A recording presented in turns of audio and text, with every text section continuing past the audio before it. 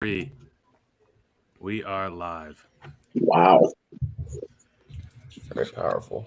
Let's go. What's going on, guys? Hey, Phil. Hi. What's up, Phil? How you doing? How you doing, guys? I think we should all just acknowledge first how much of a baby Phil looks now without a beard. Just to get that out there.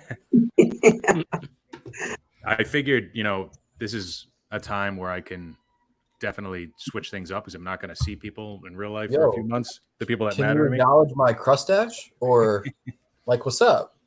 I feel like I'm working pretty hard at this right now. I didn't notice it. Really? Better lighting than I do. All right, we got 10 people. Mustache March. Check this out, guys. What's in the background? Here come the comments. 75 World Series. Yankees, Red Sox, baby. So we got about a 45-second delay in comments so far. We have 11 people live. What's going on, people? This is sort of an informal banter type night. We wanted to bring some of the community members together.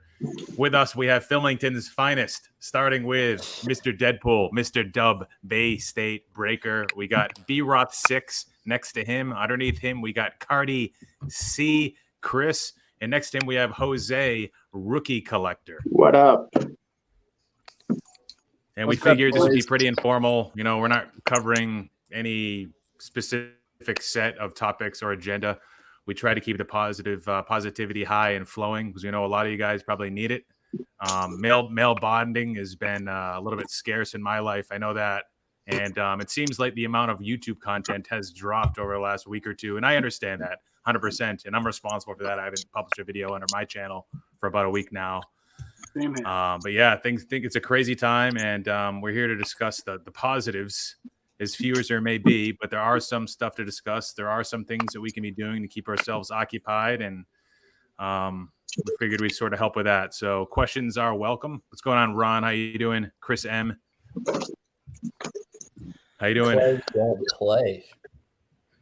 15 in the chat. We didn't promote this. We didn't advertise in advance, so I don't expect a big gathering Eastern time. We're looking at 10:15 right now. Just dudes talking cardboard. So, Chris, you have a few questions to get us going, or? Well, I can start us off with something. I had a great mail day today. Friend in the chat today, shout out B Roth, actually tipped me off to this listing. This is my first SGC slabbed card.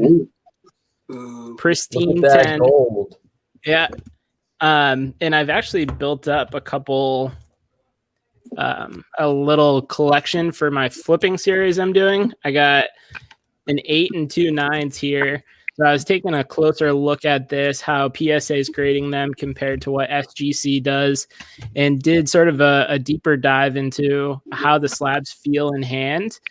And just right off the bat, you can tell right away that the SGC slabs put so much more emphasis on the card rather than the grade.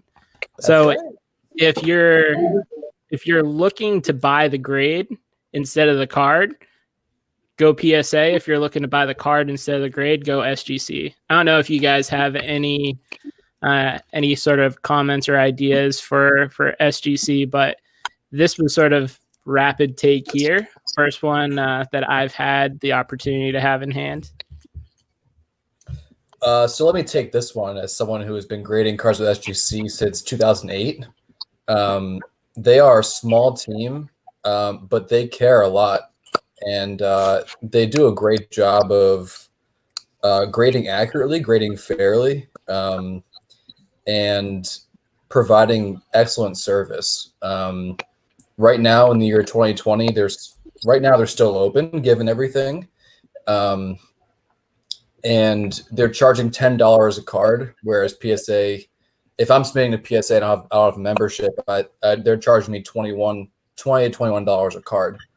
And their turnaround time is 30, 45 business days, but that's not guaranteed at all. I'll submit something with SGC, pay $10 a card, and get my stuff back in a month. So you really cannot compete with this. Like, there's no other grading company that can compete with the service, price point, and consistency that they provide. It's only a matter of time until the market catches up. That's like the biggest elephant in the room, I think, with SGC, especially when it comes to modern cards. They've already established their market with, it's such a beautiful presentation. Like every baseball card, even one that's black and white, has color. And when you put it next to something that has the absence of color, like black, it creates contrast and creates the presentation so nicely. I just found with the PSA slab, even when they use like their frosted look or even like the Mylar baggy, tuxedo cards, exactly. I'm seeing my little thing carry some weight here. It makes me happy that people are kind of waking up to the product that SGC is delivering. And like I said, it's a small team. They're open to suggestions and improvements, and they're talking with Nolan, I'm pretty sure, about changing the label around a little bit and seeing like what improvements can be made there. And if you have 50 cards, you can contact them and they'll give you a bulk rate. They don't have like built-in bulk rates. I know I'm talking a lot here, so I'm sorry, but they don't have like built-in bulk rates in their business, but they're the kind of business that like they're small enough that they can just do things and impact change very easily. Do you know where they're based out of? Boca Raton. Okay. Yeah, that's probably why they're still open. They're still operational. Florida's a little bit behind the rest of the country right now with number 5. They're number 5 out of all states, I think, with outbreaks, but significantly below New York and California. It's amazing though, like the difference in the way this feels and presents in person. I never had this reaction when I was looking at like online scans or eBay listings. So it's quite eye-opening, and it doesn't hurt that this is a pristine. Yeah, and let me tell you, they don't hand out these like the pristine gold labels. Like that is, I would be hard pressed probably to find the amount of BGS black labels or even BGS 10s as compared to the amount of SGC, and that is probably compared like directly between like how many cards are submitted to SGC and how many cards are submitted to Beckett and what like constitutes a pristine card. But like all things being equal and considered, I think like the SGC pristine gold label is probably like that's a good question. Have you tried to cross grade from SGC to PSA and BGS? I have not, but I've crossed from PSA Gem Min 10 and I got an SGC gold label on the Yelich update rookie. So it can work both ways. So Phil, Dub, Jose, you guys thinking about submitting cards to SGC anytime soon? I know you guys dabble with PSA. So I was looking at an SGC slab next to a PSA slab. I wish I had an SGC one handy, but I don't right now. And Same. I tried to in my head. Okay, like why is my head? Why am I going to PSA first? I think we have to try hard to not be overly influenced by what we're used to and not conflate what is something we're more familiar with what actually is more visually appealing. Because honestly, if you really are to zone in at the PSA, if you were to take somebody from maybe a different continent that's never seen baseball cards slab before and you just were to give them 2 separate slabs, like would you think that more than 50% would be like, yeah, PSA looks nicer? Or even PSA versus Beckett, PSA looks nicer? No, I don't think so. I think it's just what we're used to. And sure, we talk ourselves into thinking like, oh, well, they've made advancements with their slabs. It's easier to see the card versus Beckett. Yes, that's true. It's easier to carry them around. They're lighter than Beckett. Yes, but visual appeal, even with SGC's questionable label, like, is it that much worse than PSA? I don't know. And like Brian and you've been saying, Chris, like they have the reputation already for being strict, for being honest with grades, for being consistent. The customer service, their turnaround time is unbeatable right now. And it's really just all comes down to that resale value. And I think that is the elephant in the room. That's something that we're all going to have to overcome. And I think at this time where the market's sort of at a standstill, people aren't paying a whole lot of attention to buying cards and they're probably maybe slabbing cards at a slower rate, at least over the next few months is probably what's going to happen. I think this is SGC's time to kind of gain that market share. What do you think, Dub? Well, the whole reason I prefer PSA is because I just like the look. For the longest time, I was straight BGS. That was it. Hated PSA. Hated anything that wasn't BGS labeled. BGS but then decided to, as we all know, increase their pricing, and they priced me out. I don't have the cash roll that a lot of people do. I can't be sending in, or like I send in, every time I send in to my guys at PC that Brian's friends with and helps out now, I'm sending 30 plus cards. At the price rate that they use, it's expensive for me, and I can afford it. And they're the fastest and best that I've used so far. If I had tried doing it with BGS, even if I went through the number one guys through there, I'd be paying twice as much for the same amount of cards. And I'm not sending in $400, $500 cards. Let me just answer the stuff I send in is under $100 because a lot of it's stuff I keep. Some of it I do sell, some of the better cards. But as far as SGC goes, I said something earlier in our little group chat. I decided I might crack and send in an order just because, one, they're open. Two, they're cheap enough that I might start sending in maybe my PC, my Hank collection, not the Hank of B-Roth, but a whole different Hank, Mr. Hank Blaylock, former Texas Ranger. But start sending it to him. No one likes Hank. Come on now. But I might start sending him some, 10, 20 of his cards in just to see what it is. The one thing I do like about SGC is the black borders. That's the only appeal that I have. But like you guys were just discussing, those labels just, oh my God, I want to shoot myself in the head every time I look at those labels. They all have their downs, but it's so ugly. Let me address Berlintown's question. $10 a card, no matter the value. No, it is tiered. I think it's up to if it's 500 or below, it's $10, yeah, and then $4.99. From there until 1,500, it's another price point. But if you're submitting cards like 1,500 and above, it's probably going to cost you like $75 to submit the card. Just like PSA, it's tiered. Of course, they're taking more of a consideration, I think, with cards that are valued that way.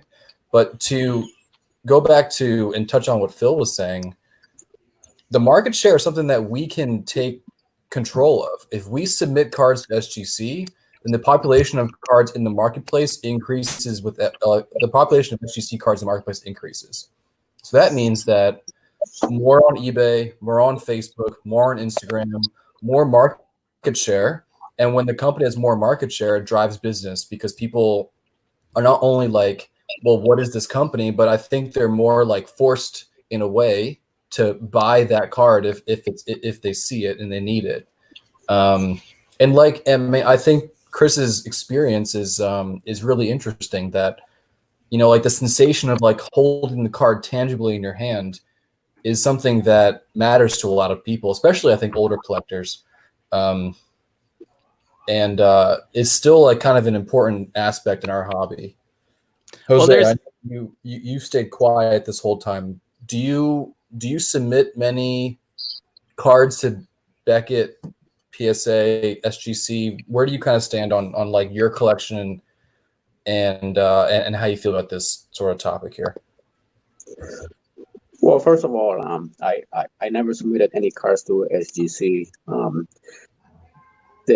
I think PSA is the most established company right now, and many people trust PSA for the grades, and those cards have more value than in my opinion, GCA or even this GMA guys. But obviously, GCA coming up as a new competitor in this market, they could overtake PSA. But I think it's going to take a while for people to get used to a new label, a new card-graded company. So right now, all my submissions are with MrDub to PSA, but I can see myself sending some cards to GCA in the near future. SGC. I'm sorry, SGC. My bad. PSA, SGC, GMA, so many right Jose is already drunk. Yeah, I had a shot and too. So yeah, I'm sorry. Yeah, it's SGC. So yeah, I can see myself sending some cards in the near future to them and see how the market reacts to those cards. And you never know, we might have a new big competitor in and the car industry, which right now, obviously, PSA is basically monopolizing everything because more people gravitate towards them for the quality of their grading, I guess. Yeah. So, yeah, I think it's an absolute felony that, and I was talking to Nolan Alico3 about this today.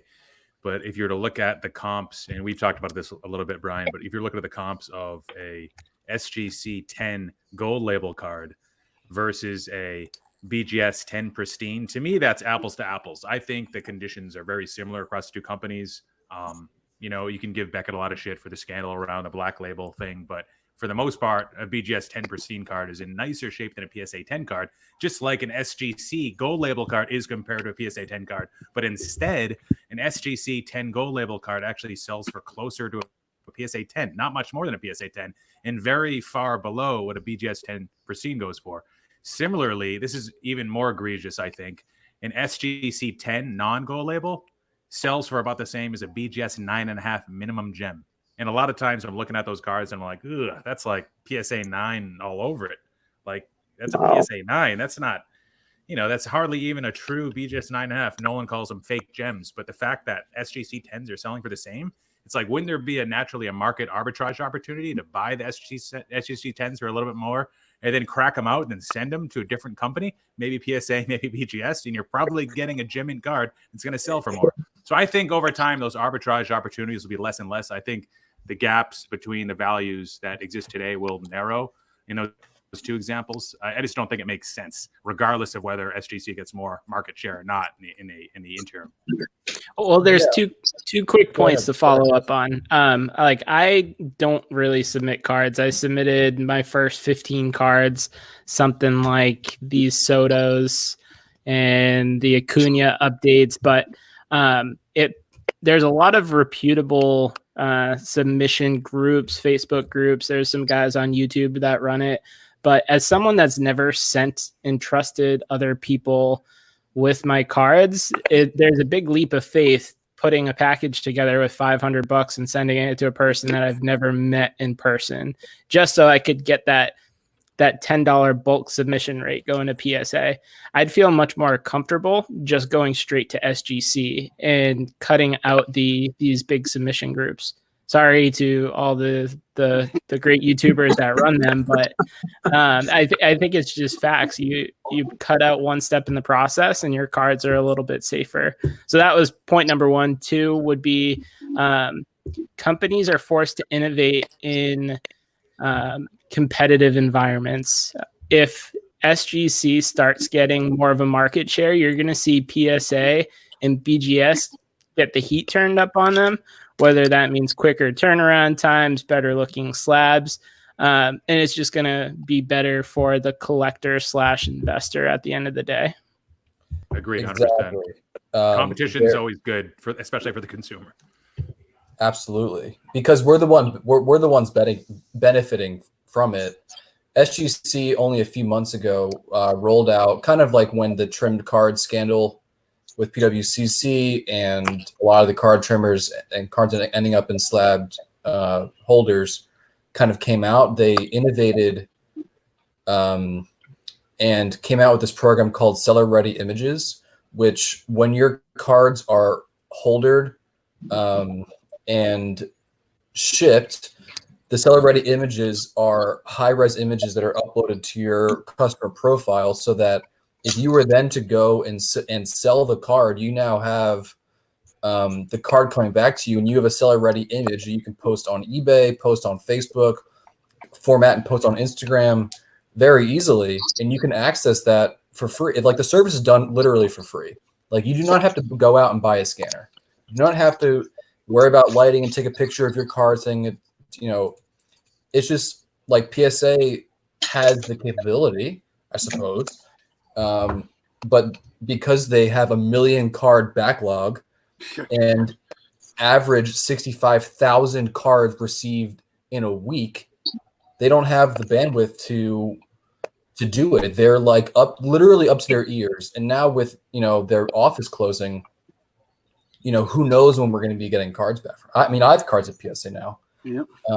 If PSA was smart, they would literally buy out every individual grading company other than BGFs. You know, they have the money, they have the name. They could make an offer to, like, how many other companies are there? Just besides, I think other than the three that we're talking about, there's probably another 5 or 6 that. Yeah, Mike, I think that's a legit thing, but there's I think that's a huge concern amongst the collecting community, because people like us all have their preferences. My PC is vintage, right? And any vintage card that I have in my collection that SGC will holder is automatically going to SGC. For my autographed vintage, because SGC now does not do autographs anymore, it's going to PSA. I have no choice but to have them holder my cards. But if SGC loses their business to PSA, and that PSA buys them out, then there's going to be an entire what happens now to SGC holdered cards? Like, what happens to the reputation of the company in Old Slab? Because like if you look at GAI, like GAI is a company that's folded, but I would never trust a vintage card in a GAI holder ever. The cards are always trimmed, they're always doctored, they're always fake, they're always fucked up. Like, the cards are shit. I would never trust a card in that holder. Can I jump in and just ask you guys a question? Sort of piggybacking off of this idea, where do you think in the hobby right now there's the most opportunity for innovation to sort of take that next step? Is it a one central marketplace? Is it improving tech for collectors, or like there's a bunch of new research tools coming out, but there's nothing that really centralizes everything we're looking for? Tracking of your personal collection. There doesn't seem to be one standard throughout any of those, unless you want to point at eBay and say like that's your central marketplace. But where do we think like is the most opportunity for people that really have a voice in the hobby and some influence to push the envelope? I mean, I think the fact that like we are all here talking is a testament. Well, I'm gonna answer the question in a couple of different ways. I think like the fact that we're all here right now is a testament to how strong the YouTube community is. I think technology is something that for a hobby in a way of collecting as old as card collecting is, technology is pretty absent. I think the opportunity to give collectors assurance that their cards have not been doctored is a huge opportunity. SGC, not to like pimp them out, but SGC is playing with a technology called fingerprinting, which reads card file. I mean, it's kind of like what like the Blood Detective Agency does now. That's pretty much where my idea that like literally just a universal database of all cards that have ever been graded. You know, you can't do that with unnumbered cards, or any card that is serial numbered. If there's just a universal database across all grading companies, that way, like Brian was just saying, the blowout detectives, any card that's ever been graded, you'll know if it's been trimmed, if it's been cracked out of a case. Well, this is what Panini tried to do with their blockchain technology, right? But then they totally screwed the pooch on that. Yeah, they fucked that up. 150,000. So I've been a little behind on the whole Panini blockchain pilot. I know that's not really a pilot; they're doing it now. Yeah. But how's that going? Clearly, you have a company that's always struggled with the digital aspect. If you look at their website, it looks like a fifth grader built it. Makes cops look like very crafty and intuitive and very complex. So what's happened there with Panini blockchain? So they, from a design standpoint, they essentially just created a digital card, produced a physical card, and threw the word blockchain on it.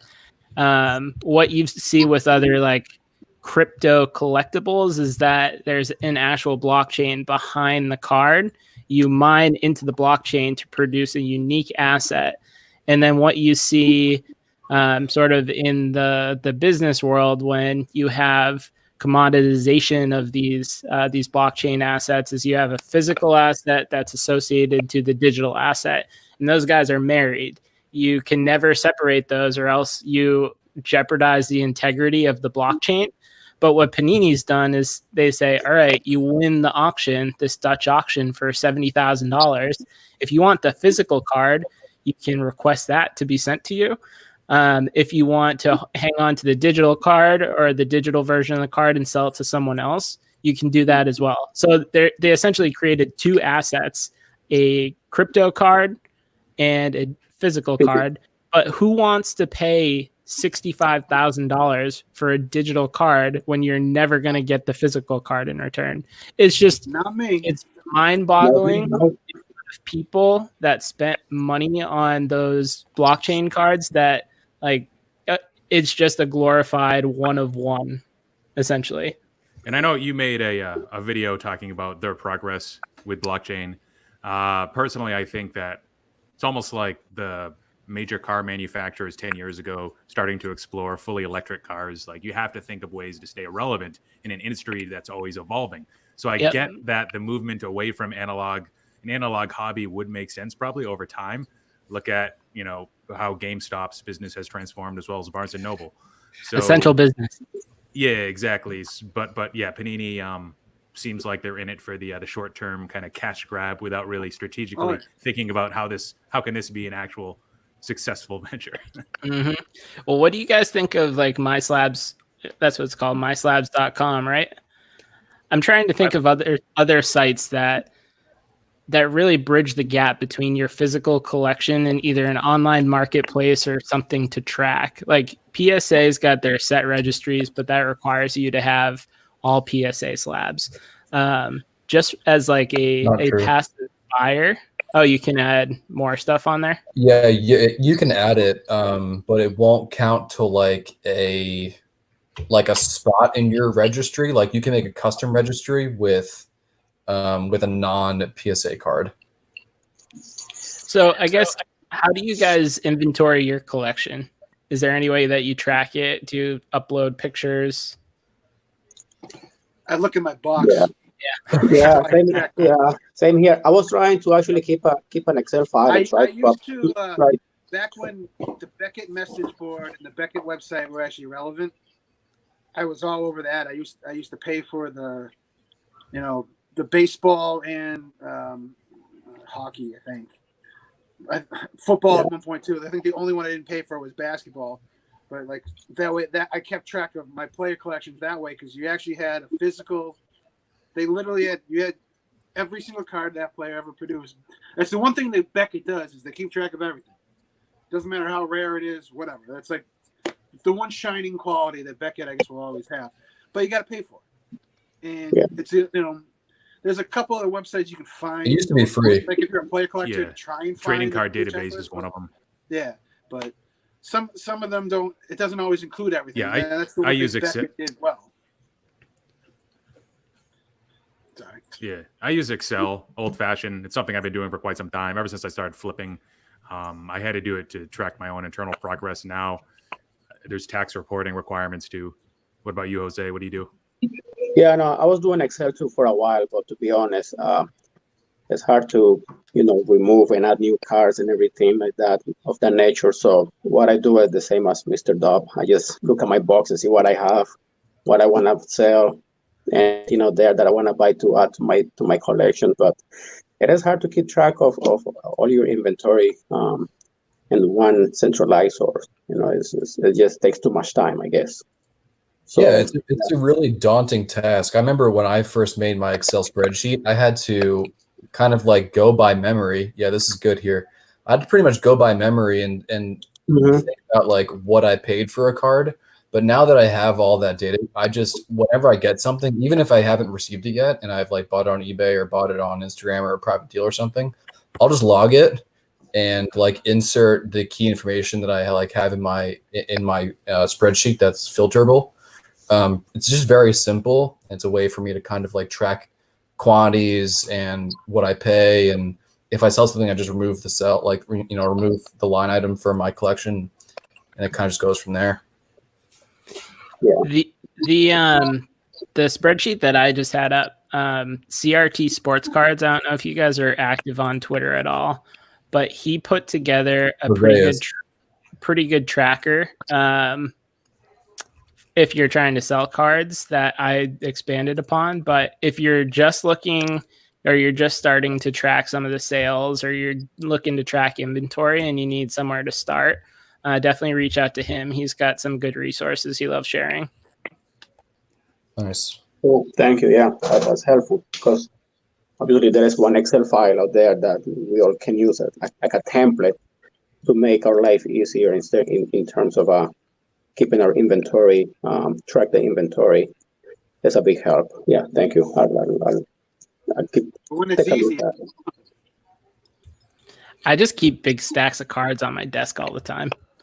This is a rookie card explosion box pull. same way, brother. Matt There Chapman, you go. gold out of 50. Listen, I mean, like You should that's how see the room people I'm did in it. right now. Like, Big cards. I mean, we're talking like back to the pioneers of the hobby. Oh, yeah.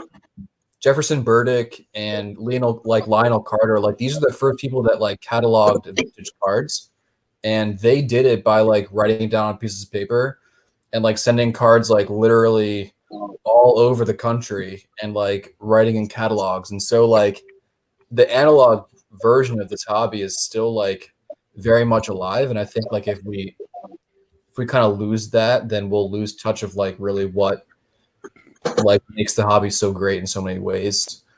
I think a lot of the older collectors will want to keep it simple, and like they have their list, they print out their list, they buy a card, they check it off their list. I mean, you see guys 16 over sit at a table and sort through a box of commons like all day, Yep, building their sets. and just check off their list. Like Yeah. We had a good question in the chat. What is the must get affordable card right now? Great question. Let's go down the line. Cardi C, you first. I would say this guy.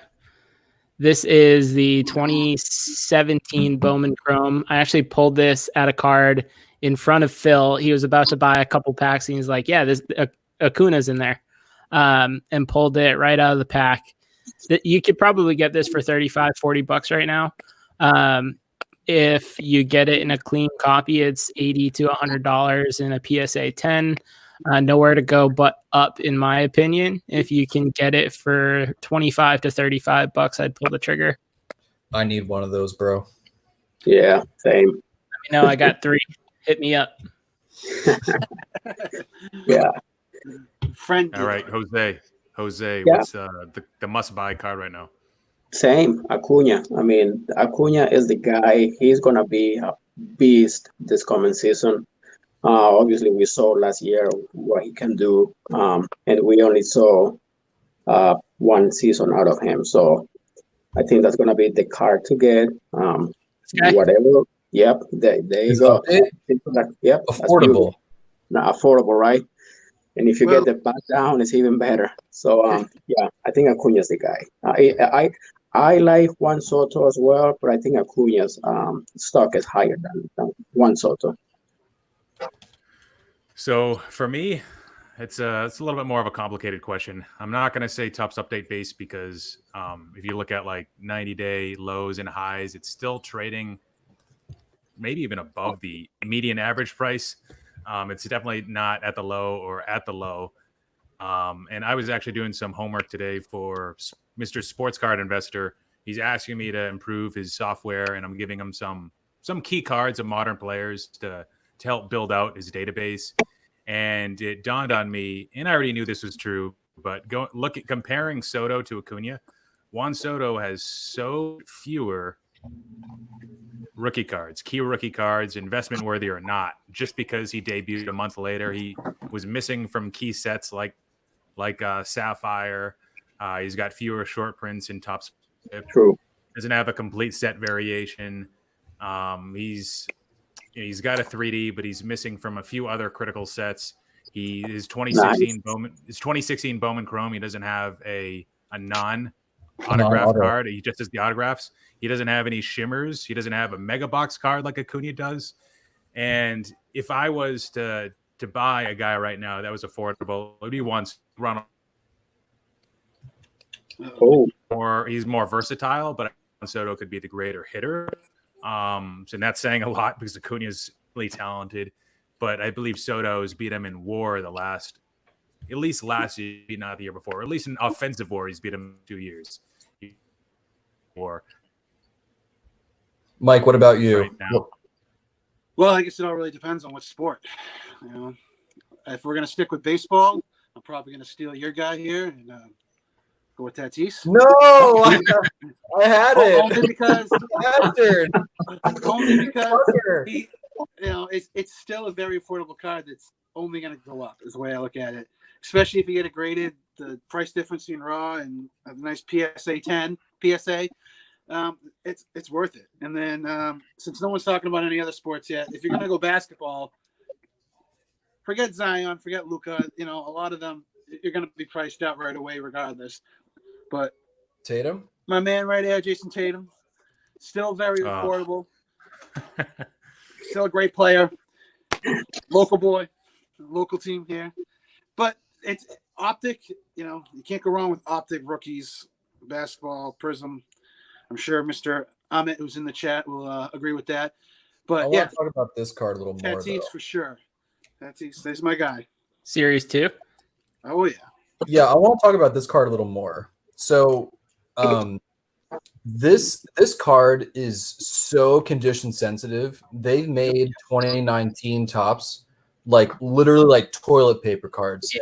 So sensitive. Chris, you said it best. Like this top edge here looks like sometimes it can be cut with a rusty fork. Mm-hmm. It looks all like someone took a file and just shaved along the top. So out of 6,427 of these submitted to PSA, 4,500 have come back 10s. That's not a tremendous number. And this card, when the offseason began in November, it was like a $4 card. Now you can't get this card for like less than $10 to $12 raw. A single. Yeah. And he hasn't done shit between November and today. Nothing. Do a little chrome too. You and I were buying those up for $4 to $6 a pop all winter. And now people are asking $13, $14 for them. Yeah, it's crazy. You know who else is taking off from that set is the Eloys. His PSA 10s are going for like $50 right now. I was picking them up for like $1 or $2 a piece, and now it's a $4 to $5 card just because the market said it was. I have no idea why. But if you're looking for a cheap rookie card to pick up, look at Eloy, look at Alonso, that series too. So I always consider like Alonso and Tatis here. And Eloy was, third place, but he was still way down here. But I don't know. That's definitely one of the better packs you can open if you can find it now. Even a good buy right now too is this card has gone like this since it came out. Is the Vlad no number? This card's back to being like a $20 card now. You could not touch the card 2 months ago for like less than $40, and now it's like going like this again. And it's very condition sensitive.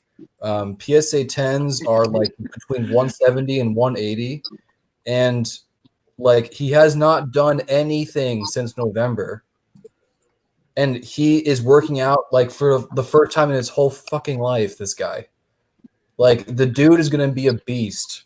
I think his father has like the best hit tool of like that scouts have ever seen. The dude, that's Placata, right, Jose? You know Placata. Yeah. Placata is a Spanish word that's literally like a sound. It's like a sound, like a smack. Placata. Placata, yeah, I know. He's been working. He's gonna be a beast. I'm sure he will be. And that's right. That card has been going up in value as of late. And we'll see. It's just gonna be. It's gonna be a very tight competition this year with all those new guys: Soto, Acuna, Tatis, Vladimir Jr. So it's going to be interesting once the season starts. But I know he's going to be obviously in Rogers Center up in Toronto. And that's a good part for that guy to hit home runs left and right. So his numbers are gonna go up, and that card is gonna keep going higher and higher, I think. Yeah. Ride the wave. I've been buying them for $20 and selling them for 35 all day long. Even on eBay after fees, it's still a $5-6 profit. There's some people that say that is last year's bat down. I don't think that's legit. It's never going to be a $120 card, much less the $300 the bat down is right now. But just piggybacking off of Jose's point, when do you guys think the MLB season's actually going to start, and how do you think it's going to impact sort of what the season looks like, card values, and like it's obviously going to fuck with everyone's stats if there's an abbreviated season? Well, Phil, do you want to take this one? Go ahead. You can go. I would guess August 1st if I was to guess any date. Before, I think I said June 1st, but I think even after the coronavirus peaks, I think there's going to be an adjustment period where we're going to have to all exercise social distancing, and it's going to be a new normal for a while, I think, in order to keep that virus at bay. I think that's just my take. So that would be a very limited, 2-month season. And at that point, like, would you even have playoffs? Would you even have accolades like MVPs? Would you it would, and if there were MVPs, rookies of the year, etc., and World Series winners, would those be as meaningful? I would say no. Obviously that's going to have a big impact on the hobby, I think, till then, especially the anticipation and the unknown indefinite suspension of baseball. And I think that's going to kind of loom large over where the hobby goes. What do you guys think? Dub? Well, I think the season will start, if it ever starts, when the general public takes this whole thing seriously. Because the longer this stuff keeps going on, the more and more professional athletes that test positive, because they just had the first player in hockey tested positive. You know, half the NBA appears to be testing positive in this. Who knows about football players? But the moment one baseball player gets tested positive, it's going to slow down the season as well.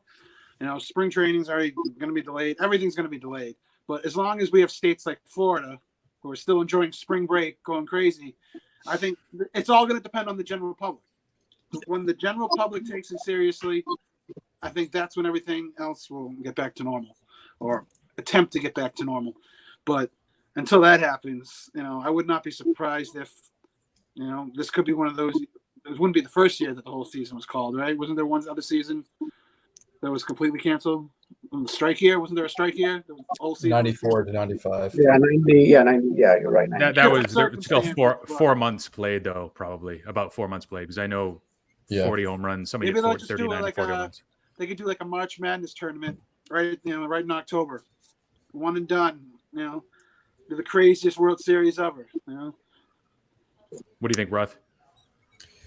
Well, I want to kind of address the card prices. Like, if we see kind of like where the card prices are now, especially for like the modern rookies that we all kind of track and follow, they're kind of like where they were before the Gary V pump and dump that took place. Like, they kind of like went like boom with Gary V, and then like with Corona, they like came back to like kind of where they were. And maybe not even like back to where they were, but like just for like far enough down from where Gary V kind of put them. Like, I'll just talk about like what's familiar to me. The Tatis Series 2 rookie in a 10 was like $100 card. Now it's like 75, which is still above where it was before Gary V talked about him. So I think we're still kind of like trending, and I will say people on Facebook and Instagram are still buying, like, albeit all of this stuff. Like, people are still spending money on cards, which is crazy. But like, the money is still out there. Like, people will always, no matter what, have expendable income. Mm-hmm. And a fool and his money are soon parted. I think that's the saying. So that's kind of how I feel about it. Cardi C. So I think that NHL and NBA seasons are done. Just logistically, things aren't happening quick enough. Responses from the state, the federal government. If you look at China, where this first broke out, They're just returning to somewhat of a sense of normalcy. Like Phil, you had said, the social distancing is very much a part of the new normal there for them until a vaccine is created. Yeah. So like, I just don't think that you're going to have enough stadium space for both basketball and hockey to finish up their season. So if you're looking at that timeline, it's probably, like you said, August 1st before baseball starts up. I'm not smart enough to know what the impact to card prices is. My flipping strategy is very much buy underpriced, mislisted cards and sell them as quickly as possible. So I don't really have any exposure to hanging on to stuff. But let me tell you, if I had thousands of dollars worth of inventory or investments that I was sitting on, I'd be scared shitless right now. Right. So before we get to Jose, I've heard this from a few people that they think that they would play out the seasons just without any fans. I don't know if that's feasible or from a contractual standpoint. If you look at incentives of owners, I thought that the owners, I thought there was some exclusion or a loophole where they wouldn't need to pay the players in a case like this because it's an unforeseen scenario, kind of like a natural crisis. So if that was the case, then why would you play them and not extract any of those ticket and concession revenues? You know, if you could just avoid paying them altogether. And not saying that all of them are cold-blooded owners, but it's sort of, I was just thinking the economic standpoint of it. And if that was even possible, because like, I don't know, the players are still in harm even if the fans aren't, if they're still surrounded by other players, technically being in airplanes, airports, albeit private jets and stuff. But just what do you think about Jose? Do you think there's going to be a season this year? Yeah, no, I don't think so. I don't see that happening, to be honest. I'm with Cardi C on this one when he said that hockey and basketball season are over. I agree. I don't think they're going to finish those seasons, those two sports. And baseball, yeah, it's too many variables right now. Too much money on the line, especially with the concessions, the ticket sales. It's going to be a big loss for baseball, obviously. And sorry, I just want to address some of the comments, but yeah, that is true. I do acknowledge that most of the money does come from TV, especially with the new deal that Manfred negotiated on the media side of things. So that is very true. A large portion of the money does come from the TV deals. But sorry, go ahead, Jose. Yeah, no, and going back to baseball, I was excited to see this year the Red Sox, to see what they were going to do. Rafael Devers, obviously, and the Bogarts and all those guys, the new guys that were going to be called up from the minors, like Bobby Dahlbeck. But I don't think we're gonna have a chance to see those new guys. So if we have a short season for a couple of months, is the rookie of the year really the rookie of the year, or it's gonna be just based on stats and some guy that we never heard about before is going to win the rookie of the year or the MVP in both leagues? So I think if we play a small season, a very short season for a couple of months, it's going to affect the hobby tremendously because the stats that are going to show on those cards are going to be they're going to have an asterisk next to it. And I don't think I want to pay a high price for a card for a player that is going to be a no-name and is going to win the MVP or is going to be the rookie of the year. So I think it's going to be. Go ahead. Let me play devil's advocate for a second. Does anyone remember the stretch that this guy had last year? Yeah, he sucked. He was unbelievable for like a month and a half span. If you get a guy like Robert or Adele that pops off in an abbreviated season, and then you have all these dweebs that are out there annualizing their stats and saying Robert is not just a 2020 guy, he's a 40-30 guy. His cards are going to shoot through the roof. Granted, that would be in August and September when that comes around, but it'll be very interesting to see sort of how the hobby reacts to a performance like that. Because whether it's him, Madrigal, Nico Horner, or any of like the other big name rookies that are coming up this year, they might be able to make a splash in a lost season. I personally think that if there is no baseball to be played this year, then it's going to be a huge hit for the hobby. All players, even including Mike Trout, but especially the other modern players that are less safe, because I think any hobby thrives off a rally, news, positive news.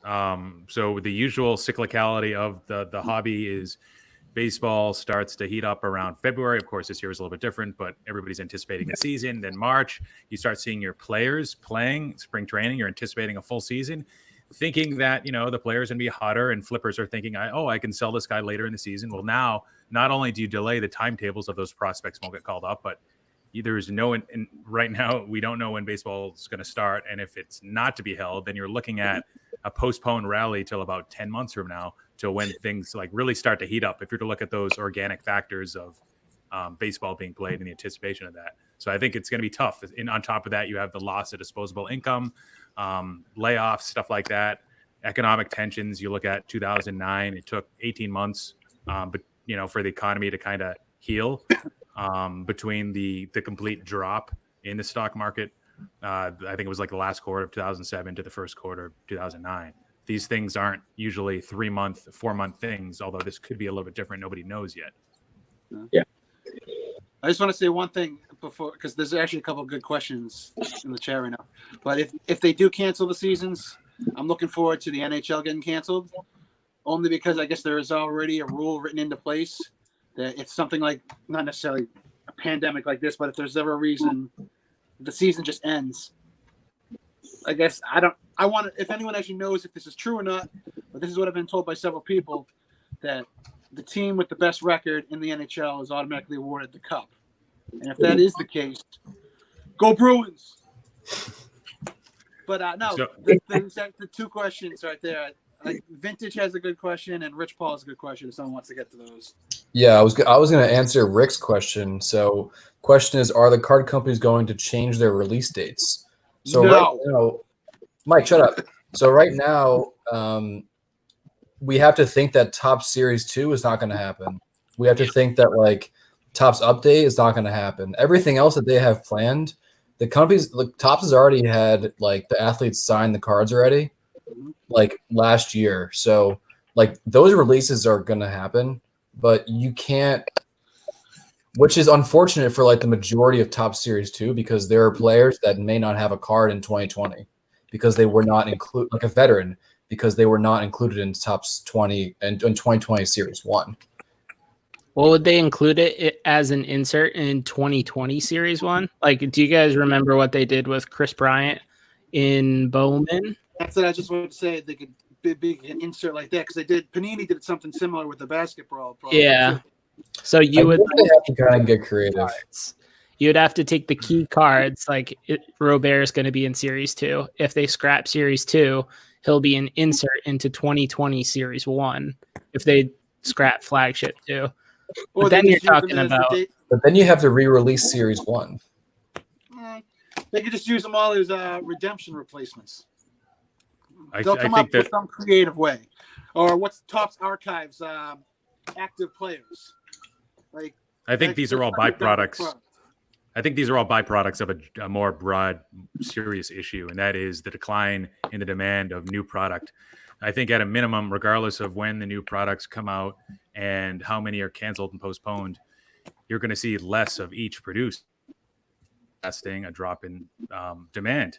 And so each hobby shop's going to be getting less. So not only do you have retailers across the board struggling right now, a lot of people predict, 50% drop in revenue across these mom and pop brick and mortar shops. And most companies can't survive staying open for that long. So a lot of people predict, just like in 08 and 09, half these shops are going to close. And you got to think, like, these shops make a lot of their money off new releases. You're not getting that for basketball. You're not getting that for baseball. So how is there going to be money to be had? You look at Breakers, and are they going to be able to stay in business? Are they even going to be able to get the product that they need? Are there going to be any products getting released that people are going to want?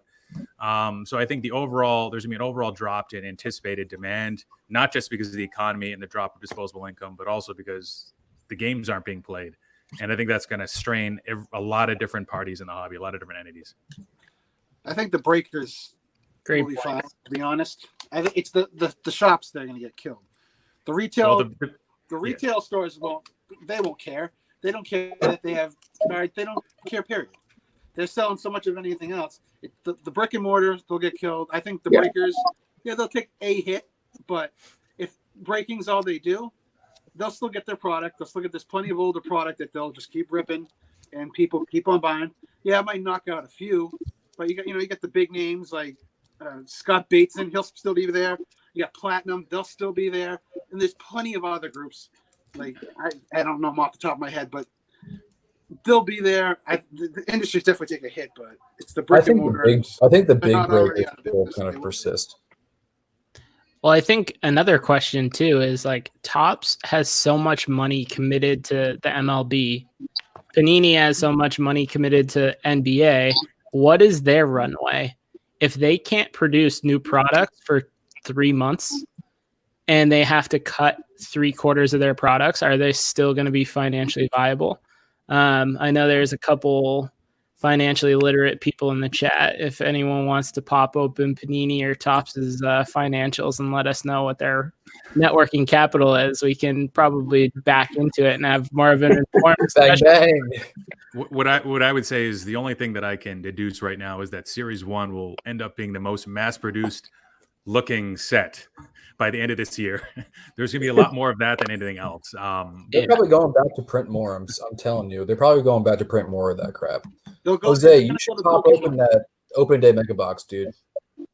What are you talking about this? Yeah, you should open that up, fam. I know. Yeah, no. It's pathetic. All that opening day is Series 1 with the opening day logo on it. You got to chase the real name, man. That's a big card right now. This has been very doom and gloom. So what about if we try and turn it to a lighter note? If you had to keep one card in your collection, what would it be? You had to get rid of every single card in your collection except that one. Go, Phil. Well, for me, it's going to be simple. And there's parallels with the stock market too. In times where the stock market goes down, the economy is in a state of turmoil. A lot of times, you as a buyer and as an individual, you try to make a flight to quality. That could be U.S. Treasuries. That could be gold for some people. In the baseball world, where I only dabble is in baseball and in modern baseball. For me, that is Mike Trout. Sure, I think he's going to see a dip. He hasn't yet. He saw quite a run-up in February where Gary Vee was pumping some other modern players. Mike Trout went right along with them. And I think that his card prices will slow down at some point. I think maybe some people are tactically reallocating to Trout, but I think eventually all cards are going to dip for the modern variety. I just think Trout's the safest.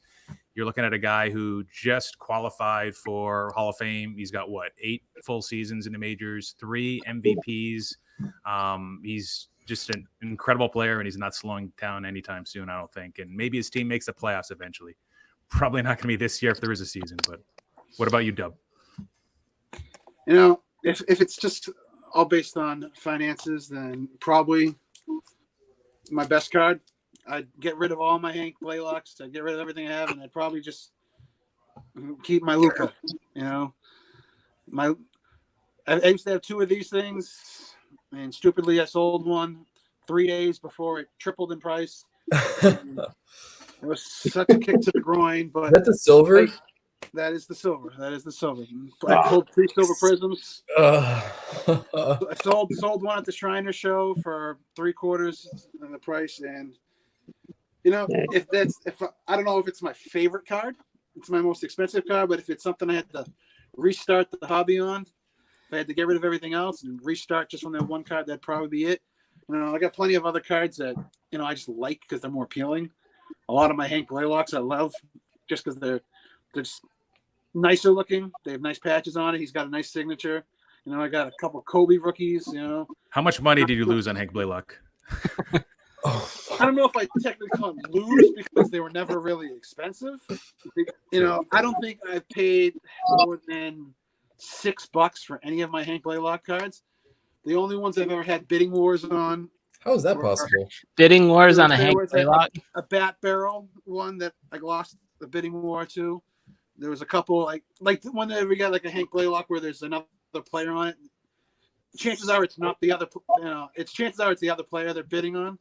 I don't think I've ever seen any other Hank Blaylock collectors, but like he's got plenty with like Teixeira, A-Rod, So, but if I had, like I said, if I had to restart one card, that'd probably be the one Luca right there. The question is, what card would you keep if you had to get rid of everything else? So answer the question how you want. Finances, restart the hobby. Phil sort of copped out. He just said a player. He didn't say a card. Yeah. Bum and Chrome autograph. Okay. PSA 10 refractor. Okay. I realized that afterwards. Sorry about that. Casual. Now he's just flexing. Jose? Flexing, of course he is.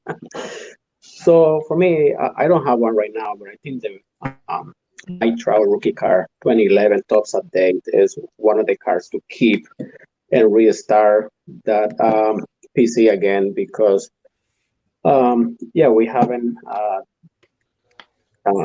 downturn in the economy right now. So I think that's the card that I would like to have in my collection. And if I have to get rid of everything, I will keep that particular card with me. I love this card. I showed this guys before. It's a Jeter Gold. It's a beautiful card. I like this card, but if I had to choose between this and Trout, I don't know. I'll keep the Trout instead. So that's my card. Chris, you want to take that? I'll go last. Sure. So I think this was 2 years ago now. I had collected cards as a kid, and I rediscovered my collection, and there was a lot of Hank Blaylocks in there, a lot of Eric Chavez and David Justice. I'll take those Blaylocks if you still got them. It's funny the cards you hold on to. But I came home late from work one night and accidentally ordered a box of Inception off of Amazon using one-click buy. And then it came in 2 nights later, opened it up, and it was a rookie acetate reprint of Buster Posey's rookie card signed. I was like, this is fucking awesome.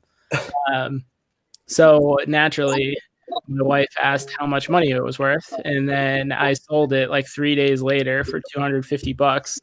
But a couple months after that, when I'm like back into the hobby, I bought the card back, a different version of it. But now that it's back in my collection, it's not going anywhere now. That's sick. Yes. I don't have it with me, but I'll just hold up this Mookie in the meantime. Mookie. Anybody like Gil Griffey? Yeah, Griffey, nice. Yeah, he's an okay player. What about you, B-Roth? Mine, that's a sick card, bro. Mine would have to be my 1934 Gaudy signed Hank Greenberg rookie card. Did you get it signed in person? It is a signed rookie card. Did I get it signed in person? No. Yeah. Only because I simply could not replace the card. I was gonna say, what's the pop on those? Less than 10. That's I great. got 8 of them. How did you come about acquiring that? Just come up to auction one day? It's a good story, actually. If you guys have time, like I'll shorten it. So during the 2018 National, I was in line first day, and my buddy Michael and I were like chatting it up with these dudes from Buffalo, and they were like kind of kooky. Like the dudes were like just kind of weird, kind of like Mike, just like a weird bro. Mm-hmm. And they were like, "Are you here for like the celebrities?" And I'm like, "What the fuck are you talking about, celebrities?" He's like, like all the guys signing. I'm like, "Nah, not at all. Like I'm here for the cards." And we started talking about our collections and stuff like that. And I told him like what my PC is, and he was like, "Oh, like I think I may have like a Hank Greenberg card. It's like small and it's green and blue, and I'm pretty sure it's autographed." And I'm like, "Yeah, dude, that's like a signed rookie card. Like that's my freaking holy grail." And he's like, "Yeah, I think I may know where it is, but like I'm not sure. Like I don't know." So I got his number, and that was that. I ran into him the next day at the National, and he was like, "I thought more about that card, and I'm pretty sure I have it, and I'm pretty sure it's like in terrible, terrible condition, but I'm fairly certain I know where it is. And I'm like, listen, like I'd be interested in the card. If you like can go home and let me know, I would be interested to see it at least.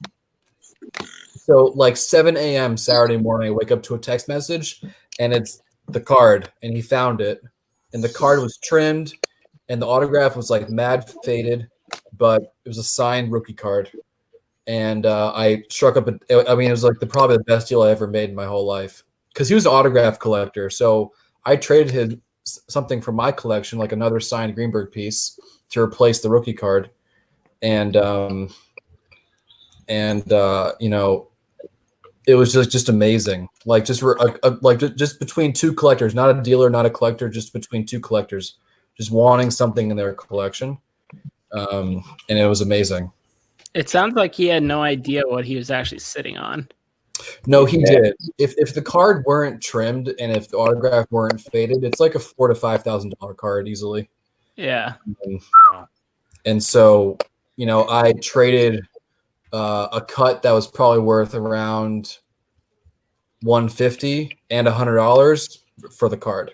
And so, good trade. I couldn't, you know, I could not replicate that. You lucked out. Well, it's insane to me that he's just like, oh yeah, I got a Greenberg card at home that's like green and yellow, and I think it's signed. Yeah, but that was like him. And I asked him like how he got it, and he said that like back in the 80s, he's had the card like since the 80s. So like 30 years, the card has not seen the light of day. Sitting in a shoebox in his closet. Pretty much. He said that this guy came around to an autograph show, and back then, like signed vintage was blasphemous. Like you would not get a vintage card signed, and he came around with like boxes full of signed vintage cards, and people were like buying off him, stuff like that. And that was just one of the cards that he happened to buy. And he never, like, if you talk to someone, like I wouldn't have that card if I was like, you know, reserved and didn't talk to him in line. Like we just talked to a literally a random stranger in line, and I ended up with a signed rookie card. It's the best card in my whole collection. And then just imagine if like you were running 10 minutes behind too. Yeah, you would have been 20 people behind. You wouldn't. It's totally ubiquitous. Yeah. Did you guys hear about Silver Jacobai's story? Very similar to yours, Brian, and you probably heard about this. He brought it up in a couple of videos at least, including his national recap. But he met somebody in the lobby of his hotel, I think while he was checking in, and they just started to talk, and he told him like, yeah, well, my goal is to pick up a Cap Anson. I forget the set, and it's PSA, whatever. And the guy's like, oh yeah, I got it here. And they made the deal like right there in the hotel, probably cash. And like one of the major, I think one of the two cars that he really wanted to pick up, like boom, already. He didn't even have to set foot in the National yet. It's crazy. Wow. Yeah. The guy who owned that car is Mark Wallace. He has one of the probably the best T206 portrait collections I've ever seen in my entire life. And he like had the card, and he was like, yeah, it's probably like a X amount of it's a huge card. And even before Joe made it to the show at all, he had already bought the card that he went looking for at the show, and he didn't even like have his ticket stamped yet, or like his ticket punched or whatever to get into the show. It's pretty unbelievable. So the moral of the story is be a good person. Say to thy neighbor, buy a drink for someone at the bar. Just stay 6 feet away from him too. Yeah, as long as you're 6 feet away. Yeah. I was at the post office today, and literally it was the weirdest thing in my life. There's no line. There was like a scatter plot, just like ink blots. Everybody's like 9 feet away, and no like pattern that made sense. You can find a couple of videos. There's Costco's doing that. Like they're making makeshift. Oh, they want me to show the card? All right, I'll show the card. Give me just a minute. I'll grab the signed rookie card.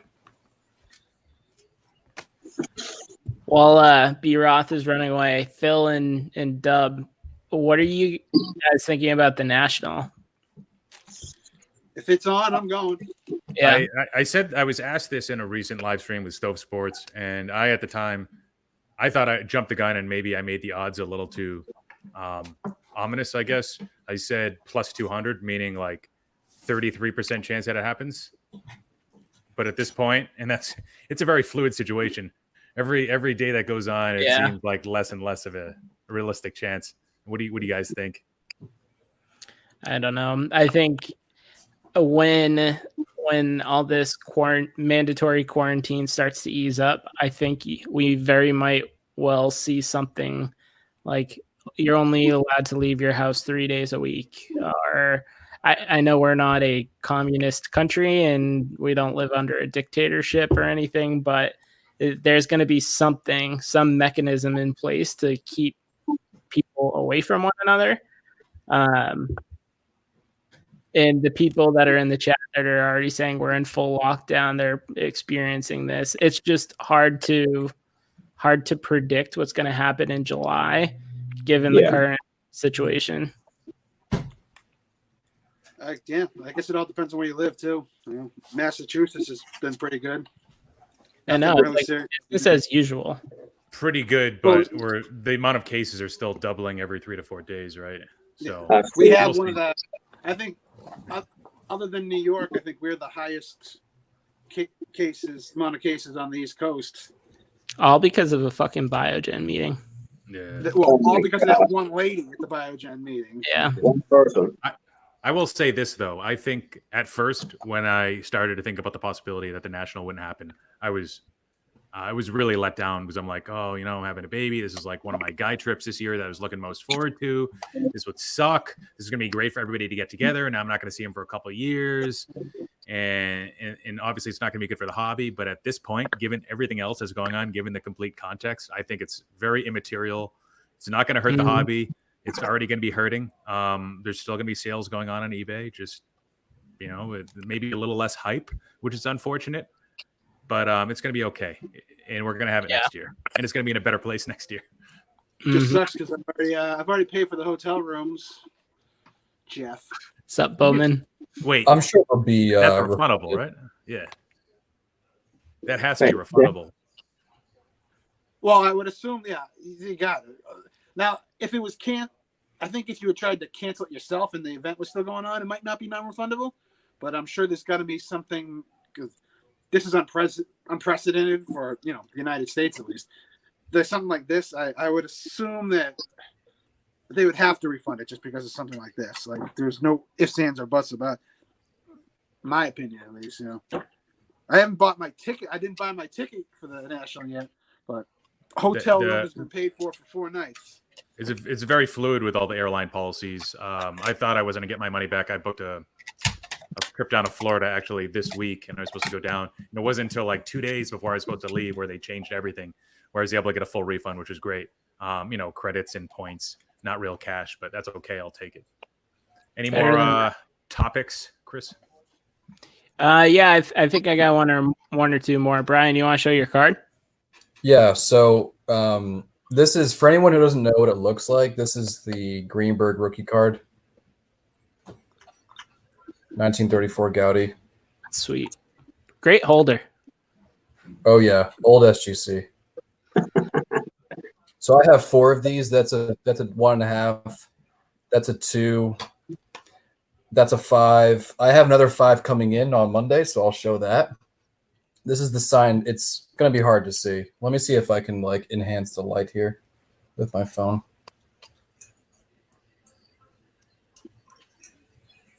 That's a signed rookie card. Nice. That's sweet. So you can see that the border's been trimmed off and the autograph is pretty faded, but it's there and it's real. Not many copies. Yeah, that's what matters. Yeah, it's real. I could not replace it.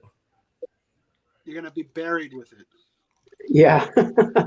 And did you, when you got it, it was Dave, raw. it's not on my IG at all. It's like the best card in my collection, and I don't have it on my IG. So I'll take a good picture of it. I'll post it. Dude, that should be your YouTube profile picture. Yeah. Tinder picture.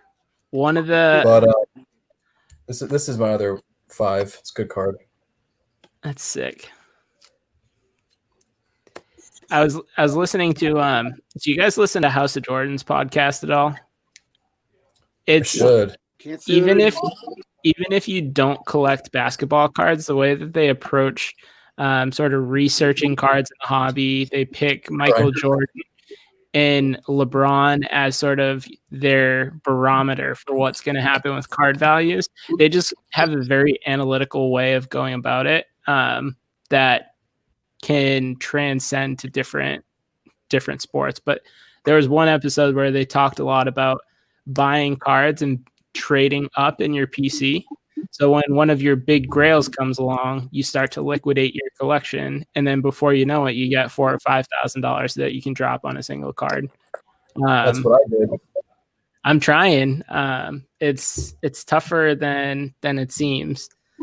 I'll tell you what, like the opportunity came along, and the two cards that I bought total about $1,500, and in about 24 hours, I sold $1,500 worth of modern cards that I couldn't care less about, and I have them just like they're on their way. They're gonna be here on Monday, but that's what it's about, right? Like upgrading and like making your collection better by like accessing parts of your collection and using it to grab stuff. Like what was his name? LA Collection said it on Mike's Beyond Cardboard. Like use your collection to like do what you want in life. Like if you want to buy an engagement ring with a Trout rookie card, do it. If you want to buy a sick PC card using whatever, then do it. Like because if you do not like carpe diem, seize the moment, then the card's gonna like pass you by. You're always gonna wonder like, well, what if I could have like done that? One of my mottos is like you sometimes have to overpay for the card that you want. Yeah. You will never, ever, ever regret it. Ever. Trust me on that. Yeah. Next time you see it, it'll be 50% higher in 2 years. Exactly. Yeah. Phil, you have a lot of big cards that you're either holding on to flip or you're actively selling. But what did you do right from sort of the beginning when you were getting back into collecting to sort of build that? Did you just toss a bunch of like personal money to start out like that seed for your collection and the cards that you were looking to invest in, or was there a method to your madness? Well, I first got back into the hobby in 2014, and that's when I started to buy all sorts of different cards. I didn't have a focused strategy. I made a lot of mistakes. I didn't use resources that were available to me like blowout forums or maybe even YouTube at the time, although it was less established. And I used those mistakes in 2014, and that was money that was, from my other job, my disposable income. And I used what I learned, and I probably paid $3,000, $4,000, $5,000 worth of cards, and those cards over the course of 2-3 years, like probably most of them went down. I tried to flip a few, and then I realized, okay, this isn't working out. I'm picking the wrong cards. I'm trying to sell too early. I'm not using the right outlets to sell. And then it wasn't until like 2016 until I started to go at it with a more target approach. Again, still using my disposable income, but I bought a lot of Alex Bregmans, and I focused on one player, and it worked. It ended up working, and I noticed that I was having a lot more success at the time with Bowman Chrome first autographs, refractors, the rare stuff, red stuff where there's not a whole lot of comps of, where you can kind of set the market, use that leverage to my advantage. And then but I wasn't really doing it full time. It wasn't sticky for me. I still had other hobbies. And it wasn't really till I started doing YouTube and the summer of 2018 where Juan Soto and Ronald Acuna came onto the scene, where I'm like, wow, I could like really get involved in this. And I love what I see. These are two potentially generational type players. And then I really went at it hard. And yes, I do usually hold most cards for between 3 to 6 months. And that definitely helps. I'm not afraid to what Brian said. He was either paraphrasing or quoting LA Collection. I'm not afraid to sell the stuff I have now to upgrade to other stuff I want. I'm always adapting. And it's tough because I acknowledge that most people are probably a little more emotionally connected, attached to some of their cards, and it's harder for them to sell. And I'm able to do that a little bit more easily. It's tough a lot of the times when you're turning over cards every 3 to 6 months, because that's double the fees, taxes that a new person has to pay when they're buying it. But I found that it's worked pretty well for me, as long as you're buying low and selling high. Well, it's funny because when I bought this card, this is like a pretty big purchase for me. I put I only put $200 a month into cards, and $60 of that goes to the rookie card explosion box. So when you're looking to buy a $400 or $500 card, it takes being tactful. And as soon as I got it, I'm like, this is a great copy of the card. I couldn't be happier with its subgrades, how it presents. But then I started looking on eBay, and there's refractors coming up, 9, 5, 10. There's greens, there's blues. And it's like, fuck, what could I do to take this card and upgrade it to the next? And I think I asked you, Phil. I was like, does anyone else get this way? And you're like, oh, yeah. It's just human nature. Like, Yeah. it's the more and more disposable income you have, it's the journey, it's the greed. Yeah. I remember Dave's cards. He's in the chat. He reacted to a black raw Juan Soto I paid $560 for, and he's like, I would never pay that much for a card. And now look at Dave's collection. He's probably got like 5 or 6 cards that are worth more than that. He's probably owned 15 to 20 cards at some point that cost more than that. So you kind of never know where you're going to end up in this hobby. It makes it so cool. Very true. I used to not be able to sell anything. Like I every single thing I bought, I would have for the longest time. Like I just have totes and totes and totes full of 4,000 count boxes, binders. Like it wasn't until really recently hanging out with you fools that I've actually started to sell a lot of, like managed to condense. So I'm still not at that point where I'm like you guys, where I can drop $200-$300 on a single card. I still can't justify that in my mind. I cannot justify spending money like that on just a single card. To each their own. If that's what you want to do, by all means, go ahead. Like I envy you guys that can do that, but for some reason, like I still just can't get it past my own skull. Well, Mike, let me ask you. Yeah. Mike, let me ask you a question. Right. So, like, think of like 2 cards right now, 1 or 2 cards right now that, like, if they came up for auction, let's say on eBay, and you had 7 days, like, 1, what would the card be? And 2, what would you do to make it happen so you get the card? Well, that's the thing. There really is no holy grail card for me that there has to be. There has to be. Hank Blaylock rookie card, Super Fractor, one of aside from Blaylock, like there has to be a card. I'm speaking seriously because you have to think about this. Like, you want to take your collection to the next level. Like, in baseball example, please. If I had money like that I could spend, I'd probably go after like Trout stuff, like everyone else would. But as far like in my life right now, there is not a single like IPC Devers and IPC Bobby Dahlbeck. Those are the only 2 baseball players I go after. But I'll look at some cards and I'll be like, all right, if this hits this, there you go. Very nice. That's a sick card, Jose. But like I know what if I see a card I bid that I want and it hits my maximum bid before I even bid. Fuck you. I know. Just kidding. Wait, so Mike, I think it's important to kind of like, especially in this hobby. I mean, you're the kind of guy that probably has like 100,000 cards in his collection. Oh yeah, because you rip a shit ton. Yeah, and you just save everything. Like you literally have an LCS in your house. Yeah, the dime box. So like, you could theoretically take like 1,000 of those cards. I'm just like making up numbers, right? 1,000 cards, sell them over a period of time, accrue PayPal, and then store that and stash it for something that comes along. Let's say it's a Devers first Bowman Chrome Refractor. I don't know, whatever it is, whatever it needs to be. Whatever card would make you happier.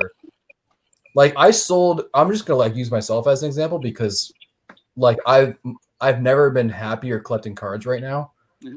I sold 1/3 of my collection off over the course of like 6 months and then reinvested it into vintage.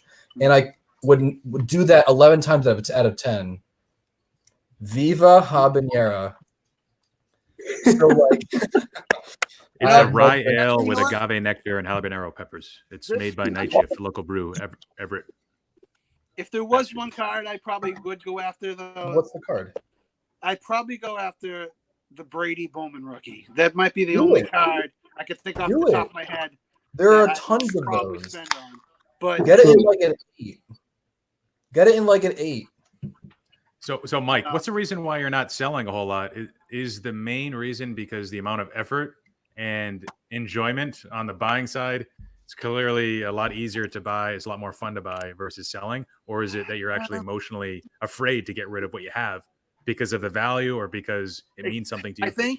I still think subconsciously that when I see certain cards, like I can't get rid of them mostly because I'm like, oh, maybe if I hold on to him for another month, his prices will go up a little bit more. And then that month will go by. I'm like, oh, well, one more month. And then, and then a lot of the stuff I have, I'd say probably only 20% of my stuff I own is worth selling. Like a lot of the stuff, like you guys have seen me rip. That's all I do is rip. So 90% of the cards I own are just filler. Like they're throwing the fire pit kind of cards. And listen, Mike, I'm not trying to like tell you how to collect at all. There's no right way. There's no. That's why there's so many different ways to do it, and that's why the hobby is so great. But like, there are ways to like turn cards you don't give a fuck about into a Brady Bowman rookie. Well, you know what? One of my big problems is too is when I first started collecting, I was a set builder. That's what I did. I build the sets, and I started just building set after set after set. I would buy the boxes and I'd start building sets, but I would never finish the sets. So they would just sit there, and then like even with newer stuff, like I have 2 sets I'm still working on, and I'm actually still working on them. But like every time a new set comes out and I buy enough product, it's like, oh, maybe I'll just build this set too, and then it's just more cards I'm holding on to. And I feel like, oh, I can't get rid of them because if I decide to do this, it just sucks. But thankfully, I broken out a little bit. And for those of you that come to Woburn, you'll see my fat ass sitting next to Phil every other week. Be on this side. Yeah, when those shows start happening again. Hopefully they do, because I enjoy it. It's fun to be around other collectors, just talking, shooting the shit, moving product, buying product. And thankfully, I have one guy that does set up at other shows that seems to end up being my main customer every week. I go there and justifies me setting up now, because it's like, if this guy shows up, I'm making money. So, so hopefully that comes back and we're back to normal soon enough. So, well, Mike, go ahead, Chris. I was just going to say, John had a good question in the chat. What do you do with large common collection like that? So I was just saying, like, there's a bunch of stuff that you can do with it. If you have a lot of time and you enjoy looking at the cards and listing them, you could go to a place like Sport Lots. You could package them up, sell them just flat rate boxes, $20 a piece. There's going to be about 2,000 cards in here. Take them. I can't guarantee what's in them. Or what I've been doing is there's a local food shelter / sort of nonprofit down the street from us, and I take boxes of the common cards that I don't collect, and then I donate them, and they end up getting them into the hands of kids that could really enjoy them and don't know the difference between a Mike Trout rookie card and a 2014 Topps opening day Mike Trout. They're just lucky and happy to have that Mike Trout in their hand. So there's a bunch of stuff that you can do with them, especially if you're like, fuck, this is taking up room in my house, my apartment, I just want to burn them. Like, don't do that. There's people that will enjoy them if you no longer get enjoyment out of them. Now, I know you can go to the Salvation Army too. Yeah, and they'll actually write it up, and you get like a tax write-off. It might not be huge. I don't know what their prices are, but I know there also was a site. I don't know what I'm sure it's probably the same as the name, Commons for Kids. You can send to this guy. Yep. And he makes packages just based off of Commons. I don't know where he's based out of. I've never used him. I know I actually asked that similar question one time, and someone brought that up, and it's a worthy cause if he's still doing it. I just don't know how long ago it was. I don't know if you guys or the chat knows about this service that Blowout provides, but for every like junk auto or junk game used card that you don't want, you can pack in a box like minimum 50 cards, and they'll pay you $1.25 for like your junk game used junk auto cards, which then you can use as credit to buy wax. From Beckett? No, blowout. Blowout. So you would like fill out a form. You take all cards out of top loaders and just like have them in a penny sleeve or a soft sleeve, and then just like send it. And they log the card. And what they do actually is they sell the cards to Fairfield, and they pack them into the Fairfield boxes for like that you get like or whatever for probably like $2 a card. I don't know like what it is, but then you use that $1.25 times minimum 50. And I've done this before, like for PC sports cards, and I also did it for my buddy Aaron. And you accrue like a bunch of money for wax you can like use to buy wax with, either to buy it and sit on or buy it and rip and have fun. And Mike, I think that could be an awesome thing for you to do. Just like get together like 1,000 cards, send it off, and just like buy wax and rip it. Is it just autographs and jersey pieces though? So there are some parameters. It's nothing like it's like no Sage, no crap companies like that. It's like Topps, Panini, Upper Deck. No Leaf. Only, I don't think Leaf, and it has to be like from a certain like year range. But like all the instructions are on their website, so like you can literally like just like dive through your dollar boxes that no one's buying like your jersey cards out of, put them in a box, and Blowout will pay you $1.25 for each card. That's not bad. That's a great idea. Then you have to buy from Blowout. What's that? So I said then you have to buy from Blowout.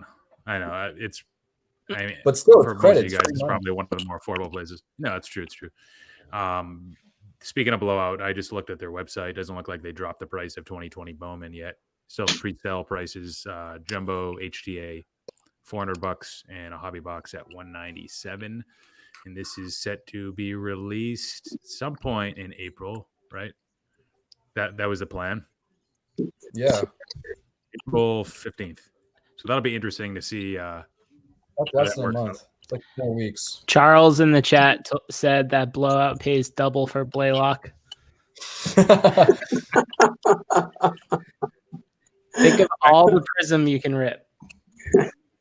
Actually, Mike, a guy reached out to me yesterday on Facebook, kind of an aside, and he said that he pays 50 cents for every junk relic. It can be any player, but Blowout might pay more. So if it's $1.25 or whatever. Yeah, they pay a buck. Oh wow! Is that 8,000? Is that a 4,000 count box? Yeah. Yeah. But they're How all many?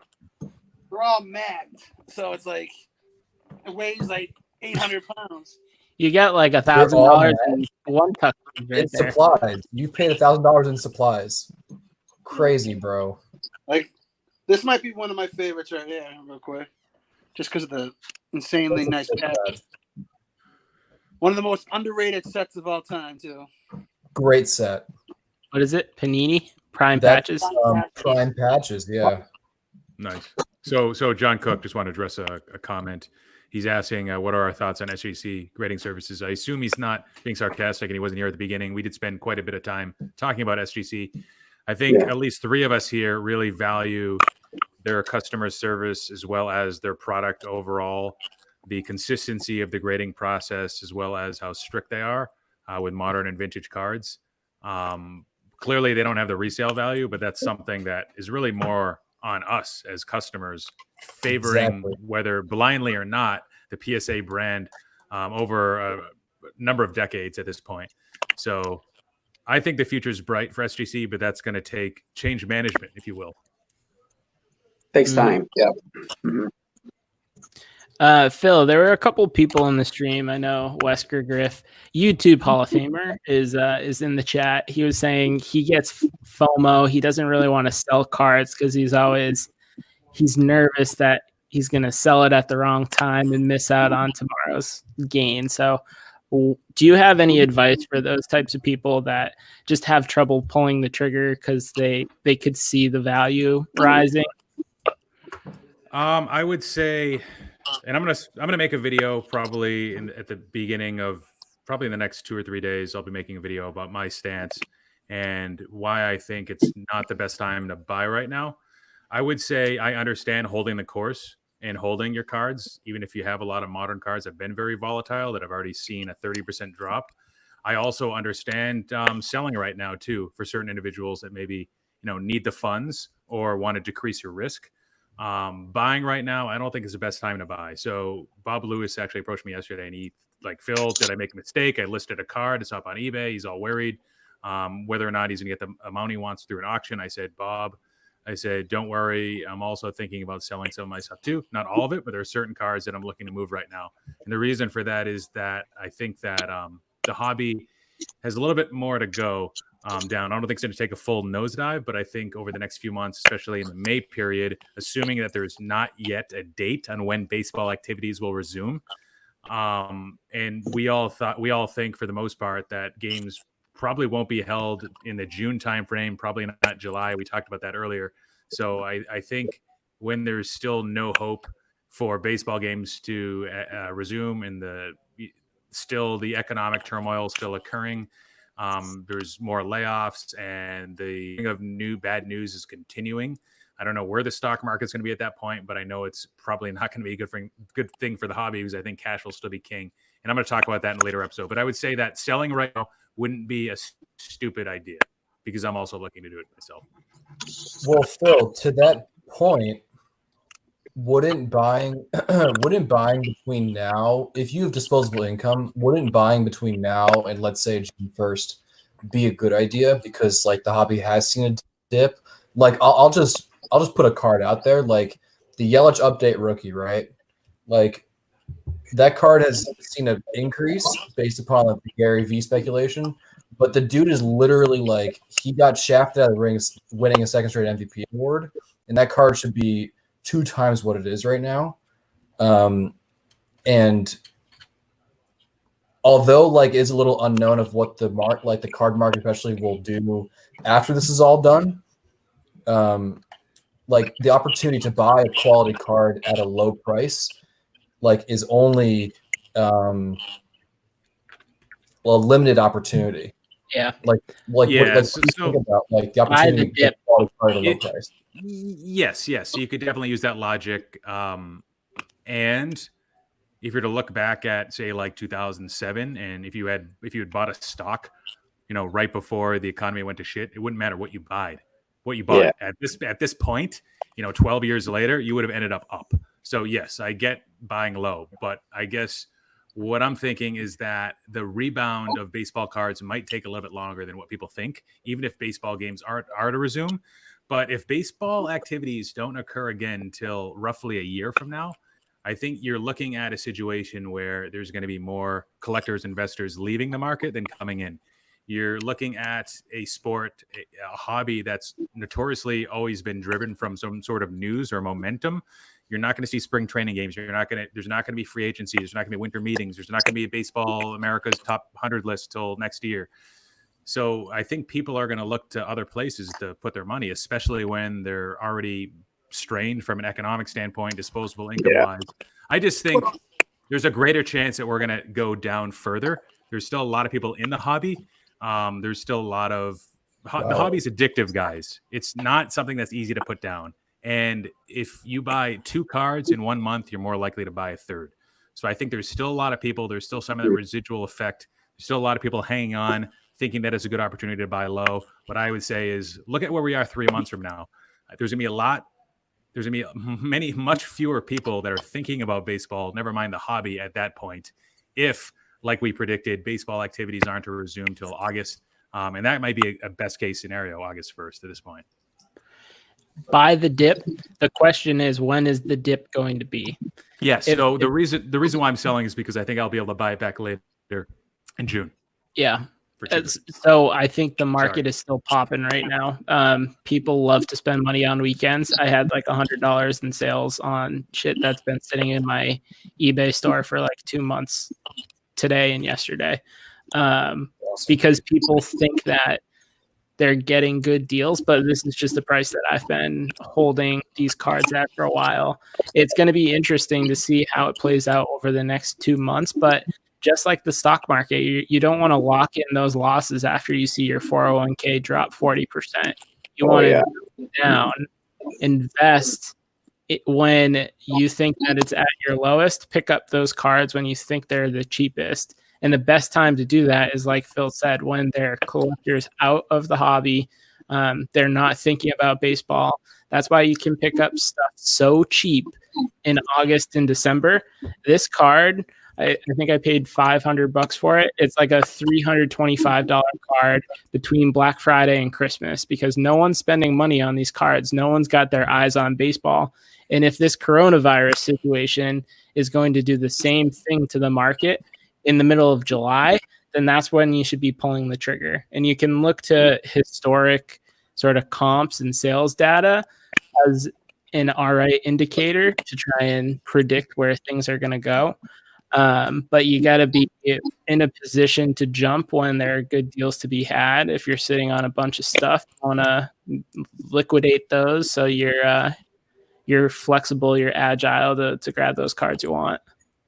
And for some people, selling now might still result in gains, even though we're seeing 30% lower than February. Maybe it's still higher than November in some cases. I know you talked about this, Brian, but the Ronald Acuna bet up at one point that was like a $55, $60 card in PSA 10. That might have been even off season too. So you have to think about that too. Like what is your situation? How much do you need the money? What's your confidence? What's your exit strategy? Do you want to withstand maybe an 18-month possible slowdown of baseball card prices? Because this isn't like the stock market, guys. It might take a little bit longer for this rebound to happen, for investors to regain their full faith that baseball cards are indeed a wise investment to make. I don't see baseball cards rebounding as fast as stocks do, but I guess time will tell. It all depends on how long this recession is too, I think. And we're only talking about like one small subset of the hobby, right? Like modern baseball cards. Like there are safer investments elsewhere in the sports collecting marketplace that exist. Like if you would compare like modern cards to like stocks and vintage cards to like, I'm sorry, modern. You finance guys will have to correct me. But like modern vintage cards are like low risk, passive ETFs or mutual funds. Exactly. Based on an index. So like bonds don't always increase each year, but usually the index mutual funds do to a lower extent. You know, and you have less downside risk with a mutual fund or an ETF if it's passively managed. And then the growth stock is like modern cards. I wouldn't say Amazon because Amazon's been pretty strong across this recession. But where you say you could do what like Gary Vee said. Comic books are collectible just like baseball cards are. But Iron Man's not going to get injured in the middle of the season. That superheroes aren't going to go on strike. And they are very collectible. There are shows just for comic books, just like there are for sports cards. Or you can even go the Pokemon route, like he said. Like I have a huge collection of Pokemon cards. Phil's got a few. I don't know about the other three. Yes. But go after Charizard. He's the freaking Michael Jordan and LeBron James of Pokemon. And they sell. It's not just kids that buy these things. There are and nostalgia. The curve, if you were to look at nostalgia effect across baseball, it hasn't even happened yet because the Pokemon collectors when they were younger still don't have the disposable income that the baseball card collectors do now. So you have that effect too. So you can time it a little bit better with the first edition set and some of the other stuff. Pokemon's hot, as you know. Well, one of the theories I've been flirting with is that for the modern card market, hype really drives the value behind a player. And you could write a fucking thesis on how you would quantify hype. What are the sources of hype? If you're looking at like the hottest guys in the market right now, Acuna, Vlad, Soto, these are guys that have coverage in the media 24/7. If you're looking at prospects, it's Baseball America, Prospects 1500. How is Wander Franco and Luis Robert getting the hype behind that when there's no one talking about baseball? there's no hype machine. There's no hype generation that's going to drive the values. So all that you have for sort of the stickiness of the price that collectors and investors are willing to pay is what the last person paid. You don't have anything else outside of just the marketplace fueling the value of those cards. And until that comes back, you're just going to see a slow, steady sort of drip or leak out of the modern card market and sort of values, if you ask me. Well, I think it's the rookies you got to worry about, like the collectors that specialize in speculating which rookies. Like Phil, like I know you could probably pick out a bunch of your collection of guys and you'd be like, oh, well, this season, who the hell knows now? Like, are they going to do anything because there's no season? It's the guys like that. Those are the guys you have to worry about as far as prices go for the most part. I think as far as everything else goes, yeah, you'll see a dip, but I don't think it's going to be as drastic as the rookies. That's, I think, where a lot of the players will lose value, in my opinion. I don't know. I think this is going to affect. When you just say rookies, what do you mean by that? Do you mean just prospects? Do you mean guys that debuted last year? I think that Acuna, Soto, I think we're going to see a broad-based decline across all players. I think Trout will see it less. And to your point, I think a lot of those more established players or maybe more best of breed like Acuna, Soto, even though they've had 1.5 years in the bigs, I think because they were already in the common market interest, I think they could maybe rise to the top a little bit faster when we see the rebound.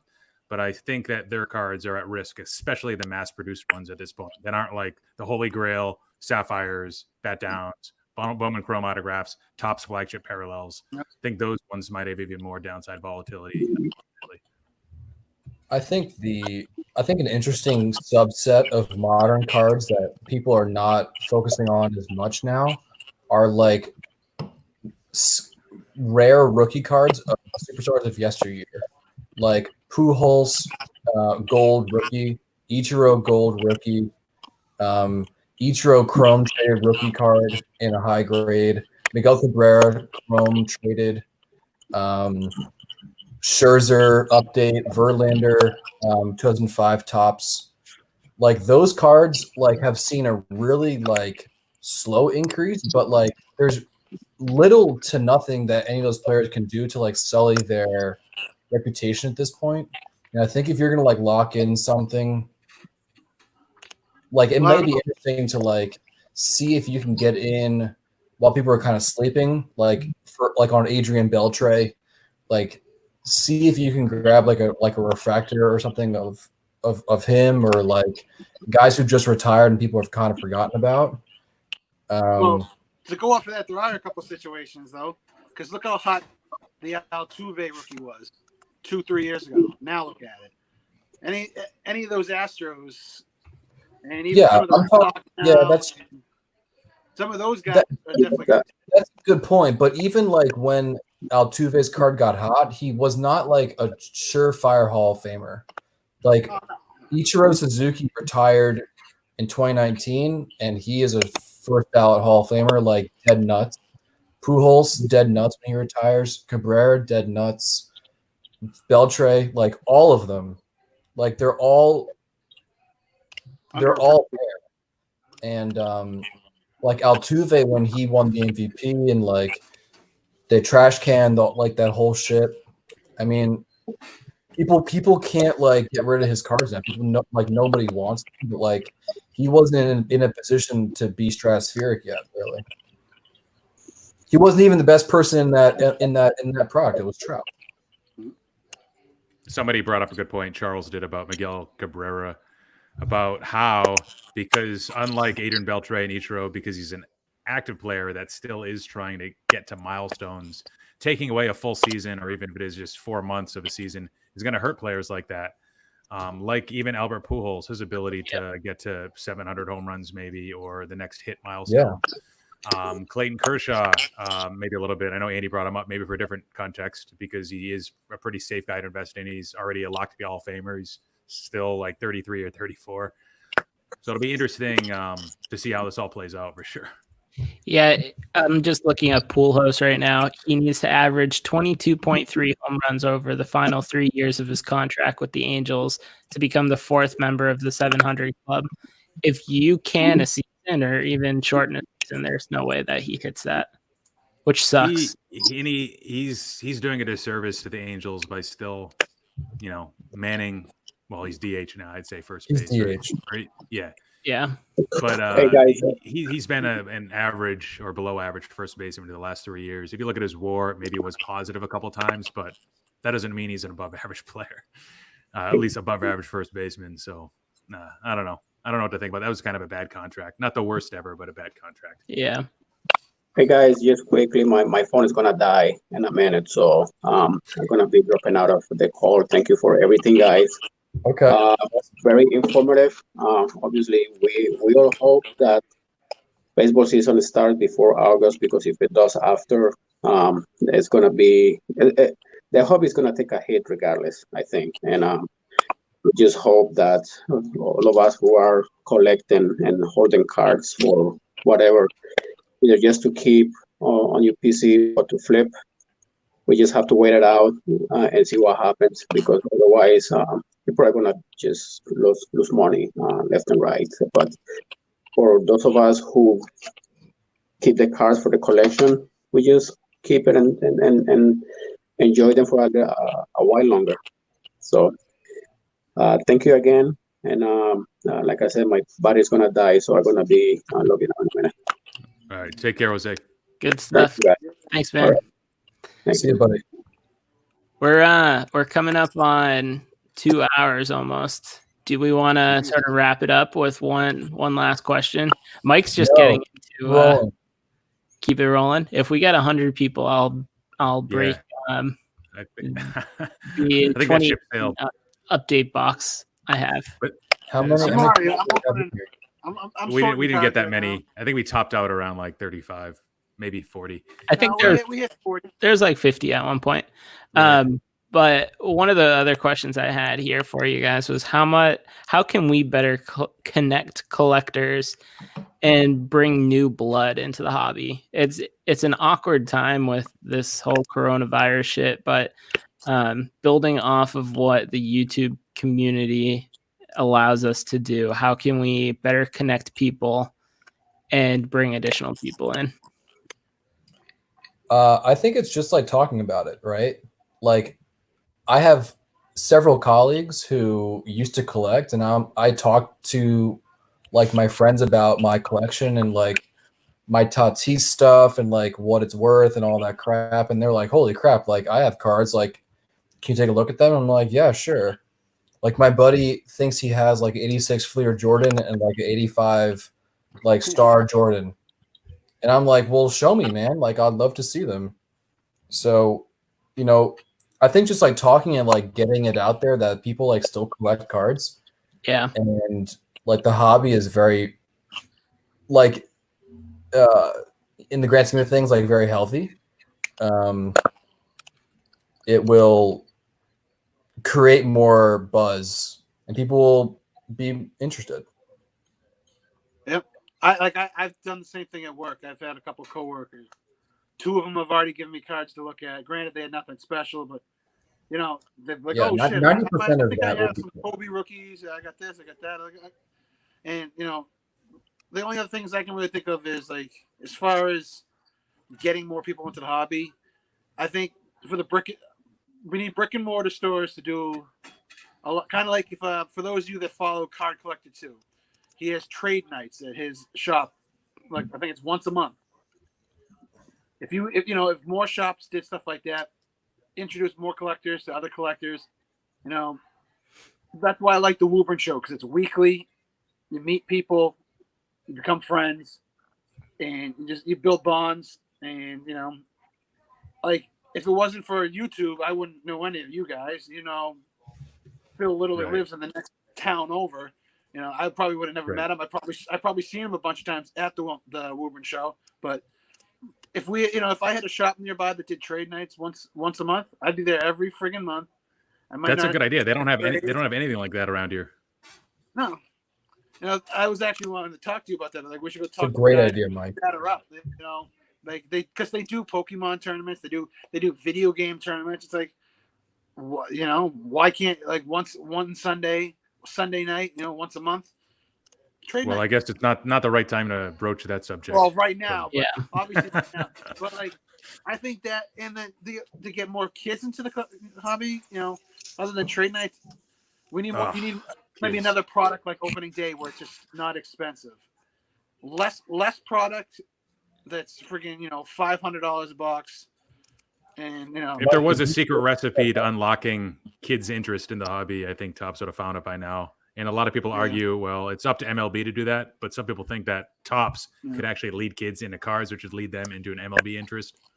What do you guys think about that? Well, I play a lot of MLB The Show. I'm still sort of in busy season for work, but in Diamond Dynasty, which is like they're my team essentially, they have nailed down the gameplay, the structure, and it's heavily dependent on cards. And they have they have like key rookie cards, hardware cards, all-star cards. So if like you have Miguel Cabrera, when did he win the Triple Crown? 2007.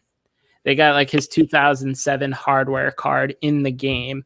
And if you don't have kids going out and buying cards, but they're in the game, it's on Topps to bridge that gap, because they're obviously reaching out to the video game companies. There's kids playing these games. There's Bowman and Topps cards literally plastered over the entire thing. Now, what's that last step where you can get people to go out and actually buy the cards? You see Upper Deck doing like the racks, the random acts of kindness. You do that for one kid and you create a collector for life. And I think Topps doesn't get that right now. I think kids, the idea of having a physical card and playing with it and collecting it, I think it's still there. Unfortunately, not always with sports. The kids that I know would rather collect Pokemon. I noticed that basketball also has a younger demographic, at least nationally. Yeah. The more younger collectors at the shows are the ones that buy, solely basketball, and the younger kids in like the 10 to 20 range, I notice usually are more into basketball. And that's an issue with MLB marketing, I feel, for the most part. But no. The MLB is only just hurting themselves. The fact that they can't do anything, it's ridiculous. Like Trout could be a household name like LeBron James is or Michael Jordan, but they're not culture. Trout needs to play more, though. He Trout needs to play longer to get there. He needs a personality. He needs to talk more. People let them have personalities. That's the problem. But Jeter wasn't really like that.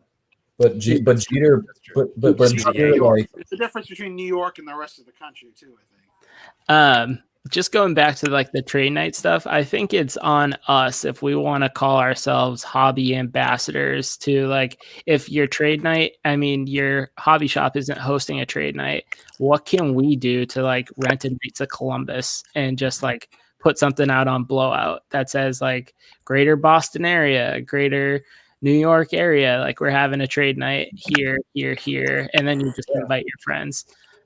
Even if you connect a couple more people, you get the Hank Greenberg stories, you get it's a network. Yeah. So it's a fantastic idea. I think when this all clears up, that's such a good way to meet people. Yeah. It's sickening to think. It's sickening to look at the statistics which are publicly available, MLB attendance by year, and to see it drop on average of like 1.5% per year over time. So it's not a fluke. You see this clear trend over time over the last 10 to 15 years. And then you look at the amount of revenue raised by these teams. The amount of revenues has like gone up by like 67% that time frame. Yeah, so that's why players are getting bigger and bigger deals. It's just such a disconnect. It doesn't make any sense. There's less demand to watch the sport, but they're getting paid more. Like as if Manfred's doing a great job running the sport and for long-term sustainability of, what used to be America's pastime. Yeah. This guy in the chat here, Jake Fordrelli, has probably the best Mariano Rivera collection I've ever seen in my entire life. He needs a YouTube channel. Get this guy on YouTube. Dude, do it. All you need is, you don't even need a tripod. I didn't have one when I started. I was using like anything, and then you just need your phone, and boom. I knew about Fordrelli since the Freedom Cardboard and Beckett message board days. Holy shit. This guy needs to have a YouTube channel. So does our friend Amit. Someone send him a webcam. How long did you guys watch before you stopped making videos? Not long. For me, it was like a month. Made a video and then I was kind of in the community. I never actually watched before I started. Actually, I watched for the longest time, and I bought boxes specifically to start my own channel for the longest time. And then I'd get there, I'd set it all up, get ready to do it, and be like, no, I'll do it next time. I probably could have had my channel up and running 6 to 7 months earlier than I did, but I was just hesitant. And I don't know if it was just because I was afraid to put myself out there. And I don't really, like this. If you watch, and if you're a subscriber to my channel, have you seen any of my channels? You don't see my face. Everything, all you see is my hands.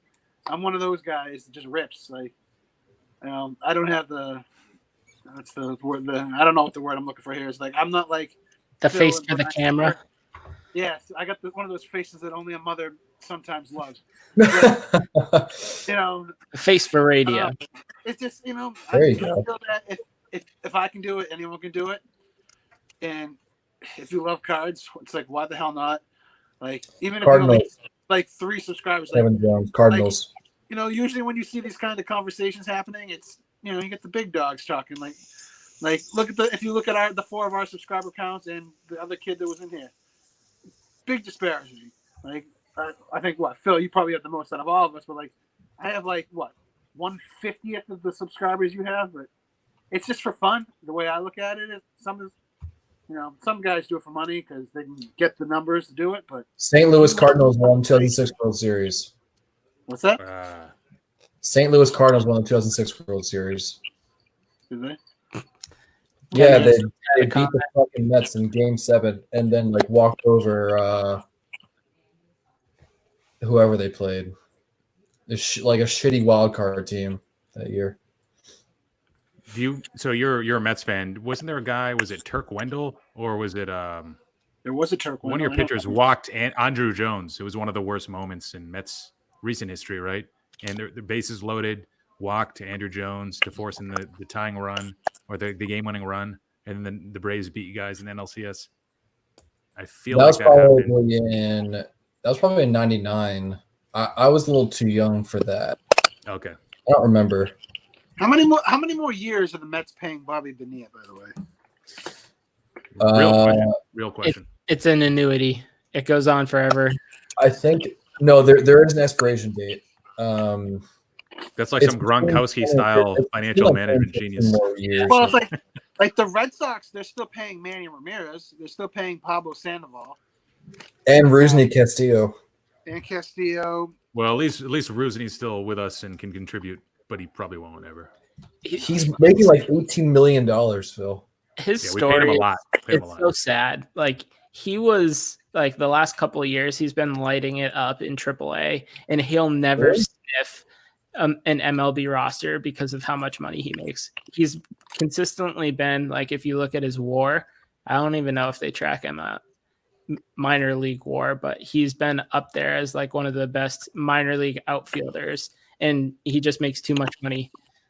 He's not going to be an everyday starter for $20 million on someone's roster, so he's going to waste away in minor leagues.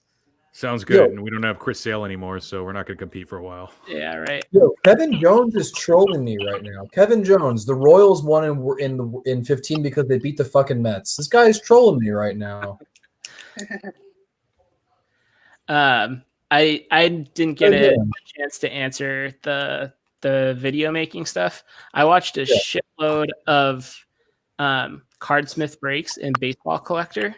Oh yeah, and I started buying cards, and none of my friends gave 2 shits about it. So I was like, oh, I'll come up with a YouTube channel and share it with people that actually care.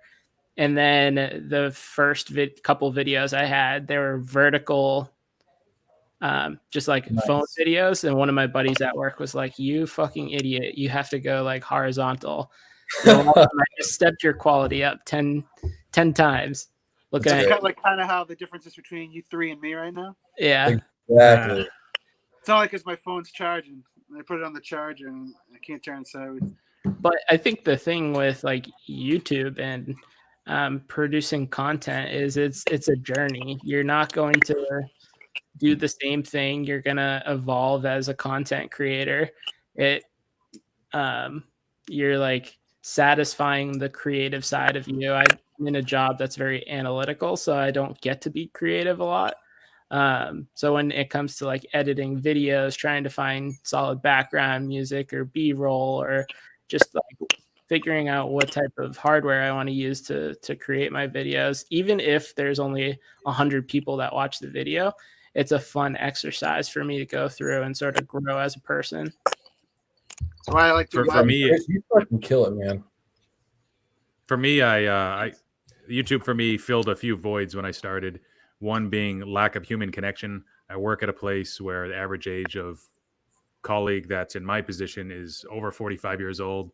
It's hard for me to relate to people. Plus, when I'm on a project, I'm deployed. I don't get to interact with too many people. There might be one other person, on the project. It could be there could be 3 people. It could be just me. The client isn't really my friend. It's a working relationship. So the void of human connection. Also moving out of Boston. I lived in Boston for 6 years, and then not being close to anyone, not seeing my friends on a regular basis, them having kids and me having a kid this year. It was difficult. My wife's not one to want to join like a softball league. So I wanted to meet some more bros. The second void is really I needed a hobby that I could do on the road because I travel a lot. And YouTube's something where you don't need a recurring schedule. If you've got a weird, wacky schedule where you don't know where you're going to be 3 weeks out or 2 months out or 2 days later, then this is the perfect thing because you just create a video whenever you want. Some YouTube people have done like YouTube creators have stuck to a schedule where they're creating 3 to 5 videos a week or one every Sunday, but I'm not doing that. I'll take 2 weeks off, 3 weeks off. People will be ready. My viewers will be there when I get back to making content, I guess. So it's just another hobby for me. Well, it's one of those things too. Some guys will make 6 videos in one sitting and then upload one, wait a day, upload another. I know I've done a couple days where I've made 5 videos and I've only uploaded 2. I probably have like 15 videos I haven't uploaded that I probably could. But I'm the same way, like kind of with Phil. Like as far as collecting goes, I enjoy it. I don't have any close friends. Even growing up, I had one friend that friggin' collected cards, and he moved away after high school, joined the Navy and all that crazy shit. But he was the only one that ever collected growing up. As far as now, the only friends I have to collect are my fellow YouTubers, and it's just nice knowing them, and it's fun. So. A very wholesome turn here at the end. Yeah. I think the great thing about this community is that there's no right or wrong way to produce content. And you get people who like edit their videos a lot, like our buddy Jeff and Chris. And you get people like me who literally point the camera, press play, do whatever you got to do, and press stop and upload it right to YouTube and don't even edit anything. How I do it. You and Ricky Russo. Yeah, like Ricky. Like Ricky's lighting is awful. You don't even see his face. You see his hand. You see the cards. That's what people want to see. And he's got, 5,000 subs or whatever it is. So there's no like right way to do this. There's no rule book. There's no guidelines. There's no commissioner. There's no. Well, there is a commissioner. Self-appointed. For debate. There's no commissioner. There's no president. There's no anything. Like we are self-governing, and we call ourselves out on our shit. And if there's shit, like Jason will be the first one to say something about it. And that's just the way it is. I think that's like what makes the Jake, I've met Ricky in person once at the White Plains show. He is exactly the way you think he would be, an old Italian man. I just picture like a Rob De Niro. You're not far off. Yeah, there's no right or wrong way to collect. There's no wrong or right way to make content, and everybody has different goals. We have one friend Jeff who, with him, it's very analytical driven. With other people, with me, it might be increasing the popularity of my brand. driving people to my eBay store and just building more relationships. With Roth, he just likes to share his cards. Others like Cardi C have evolved and made a concerted effort to make, to focus on the narrative of his videos and to make things more seamless and more purposeful. And Roth just wants to show off cards. And MrDub just wants to break cards without showing his face. So to each their own. Yeah. Don't get used to this. Yeah, don't let any of the hobby gatekeepers tell you that you're doing something wrong. But also don't be afraid to reach out to someone if you need some help. I mean, I don't want to put you on the spot here, Brian, but when you're up for the Shriner show, was that in the fall the first time we met? I think so, yeah. But we were having a conversation, and you're like, I'm getting really frustrated because I'm putting these videos out, and I don't really know if anyone cares about Hank Greenberg like I do. And it was the first time that we had met, and I was like, you're doing something that like brings you joy and brings you happiness, and there's people out there that find your videos and get joy and happiness out of that. So don't be a slave to the views. Do it because you enjoy doing it and you're connecting with people. And 6 months later, you're the newest member of the YouTube baseball or YouTube Hall of Fame, you and Phil. But it's an escape from reality. We all have day jobs. We all have real problems out in this world, and baseball cards, sports cards in general, and the YouTube community is sort of a nice refuge from that. It's well said, Chris. Well said, indeed. Yeah, I'd like to echo that sentiment to where do this for any reason other than trying to get rich, because the hobby, as booming as it was pre-coronavirus, with some social media influencers' help, it is still a very niche hobby, and it's not one you're going to get rich from. Certainly not one from Google AdSense by putting out content. And I'm probably, one of the lucky ones, beneficiaries of growing as fast as I have. I'm certainly not killing it at all by any stretch of the imagination. But the goodness is in everything else. There's a lot of other indirect benefits you get from the platform. True. And Chris, like I told you when we met that first time in November, I said that you were not done shopping. You were like, "Yeah, I gotta go." I'm like, "Dude, you're here. You're not done." Mm-hmm. You're not. I don't have the card with me though, but I dropped $250 on a box of Topps triple threads and pulled a Mike Trout booklet relic out of 3, and I was like, B-Roth, this is all you. I have you to thank. Damn, why didn't you Yeah, man. that box to me? I know, right? Well, that's how I feel every time I see these solid pulls from the rookie card explosion box. I was like, that should be mine. I know, right? Yeah. Seriously. It was definitely a good month for the explosion box all around. So might as well bring this up now. We're not the idea discussion topics are harder to find at this point. We've been on for 2 hours and 15 minutes, and Brian and I, and actually the rest of these guys, we were talking about maybe potentially starting an SGC bulk submission group service. The idea wouldn't be to make this a profitable venture. Of course, we'd want some money to warrant the time spent in this endeavor, but I think the idea is to push SGC as a competitive alternative to PSA and Beckett, and one where you can certainly get the cards back sooner. This isn't just because PSA is shut down right now, but because of the degradation of PSA service over the last 6 to 12 months, really. Million card backlog, not hiring, lack of transparency.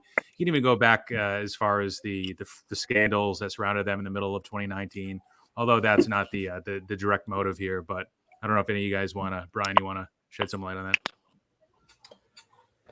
Well, I think, Phil, introducing a service and giving collectors more clarity about like what SGC is about is important, because I mean, someone said in the chat, like what they do is they look up PSA rookie card and they just shop. But there are so many other ways to collect. And I think if we can get people to think like outside of the holder and think about what's inside of the holder and not be a quote unquote sheep or a slave to the grade, then we're going to enrich the hobby and people will start caring more about the card itself rather than who assessed it. And with that being said, like I prefer SGC for my collection because I think that they just do a better job. But we also, like, as a community, cannot look at PSA and think that like the job they're doing is acceptable at all. Like, they're providing a service for us, but the service they're providing is not acceptable. And I'm not saying the SGC is blameless in the Trims card scandal, but like, you just open up Blowout and look at a thread, and it's like it's just irresponsible and so negligent at this point that, like, how can we trust anything that we have in our own collections? And just in fact of like the turnaround time itself is just such a It's a slap in the face to collect. It really is. Yeah, thank you, like, for completing my sentence. So It really like is. I think Phil, you had a reveal video and it was like a bunch of PSA cards. You got Matt Chapman, Josh Bell, and when you sent them, they were like popping off. But when you got them back, they had come back down to earth, and it's like I would have never fucking sent these in the first place. Yeah. But for anyone that sort of wasn't in the chat earlier, I showed off this card. This came in the mail today. This is the first SGC slab that I've ever held in hand. It helps that it's a pristine 10, but I have this same exact card in PSA 8s and 9s, and just the way that it presents, the way that it feels is totally different. The card is first and foremost on this. The grade is bolded, but when you have it in hand, the way that it's designed doesn't bring you to the label. It doesn't bring you to the grade. It brings you to the card, which is what it should be about. There's nothing on like the PSA clear slab, even though it's a little clouded up here. You can still see what's behind it. The card gets lost in the slab. So if you're searching for the slab, and the grade on the slab, PSA feels like the way to go. But if you want a piece of art in your collection, the black background on SGC slabs are a lot more appealing to me, in my opinion.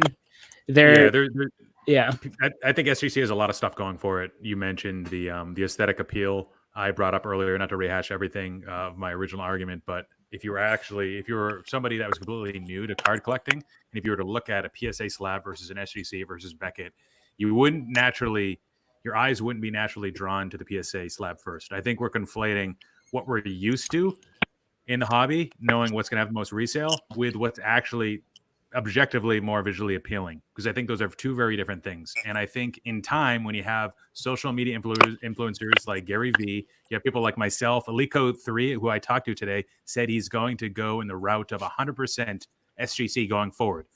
And he said in his previous videos that was more of just PC stuff, but he is fully behind SGC.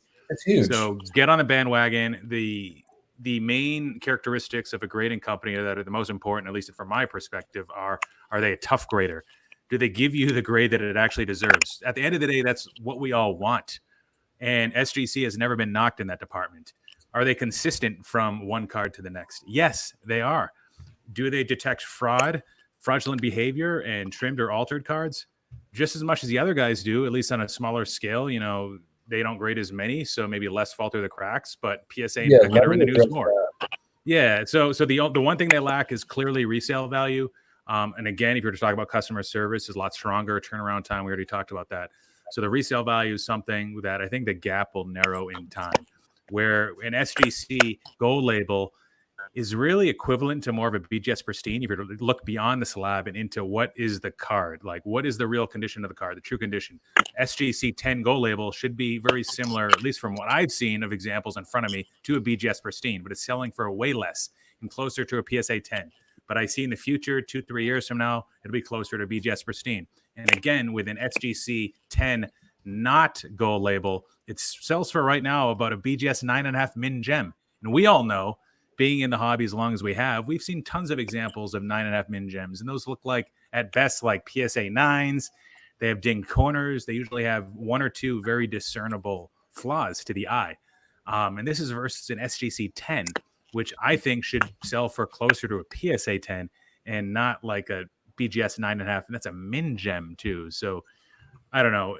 And I talked about arbitrage opportunities where, like, if you're a smart flipper right now, you'd be buying those SGC top graded cards, just cracking them out. The videos on YouTube that show you how to do that, and just sending them to the other companies for an easy appreciation. So there's a lot of reasons to like SGC right now, and I think the future is bright. I want to address a comment that the Unlucky Breaker made. He said that the same problems will happen to SGC if everyone used them, and that may be true. Like in Heritage's recent auction, they had a 48 leaf Robinson rookie in a SGC 8 that is really like a $40,000 to $50,000 card that was altered. Every grading company will have altered cards in their slabs until we can eradicate the bad behavior, and it may never happen. But let me talk to you about this. Do y'all know who David Hall is? Do we know who David Hall is? Anybody? No. Doesn't ring a bell. David Hall used to work at PSA. He was a very, very high executive. This is part 4 that he's auctioning his T206 collection. And the estimated so some of the cards that he had in his collection are literally top 1 ever. Like only copy to have known. The PSA 8 Wagner, which we all know is trimmed and altered, he pushed through. He knew the card was altered and trimmed, and he was like, I don't care what you have to fucking do. Hold her the card. And yes, Jake, he was the first owner of PSA. The company is founded on fraud. Founded on fraud. You cannot say the same about SGC. SGC is real to the collector. Do they make mistakes? Of course. Everyone does. These card doctors are obviously professionals. They know how to get by the system. And until technology catches up, they are going to miss stuff. But that's okay. People will make mistakes. What about a holder that all the companies start using, that once a card is graded, it's graded? There is no more cracking. You try to crack the case to get the card out, it destroys the card, kind of deal.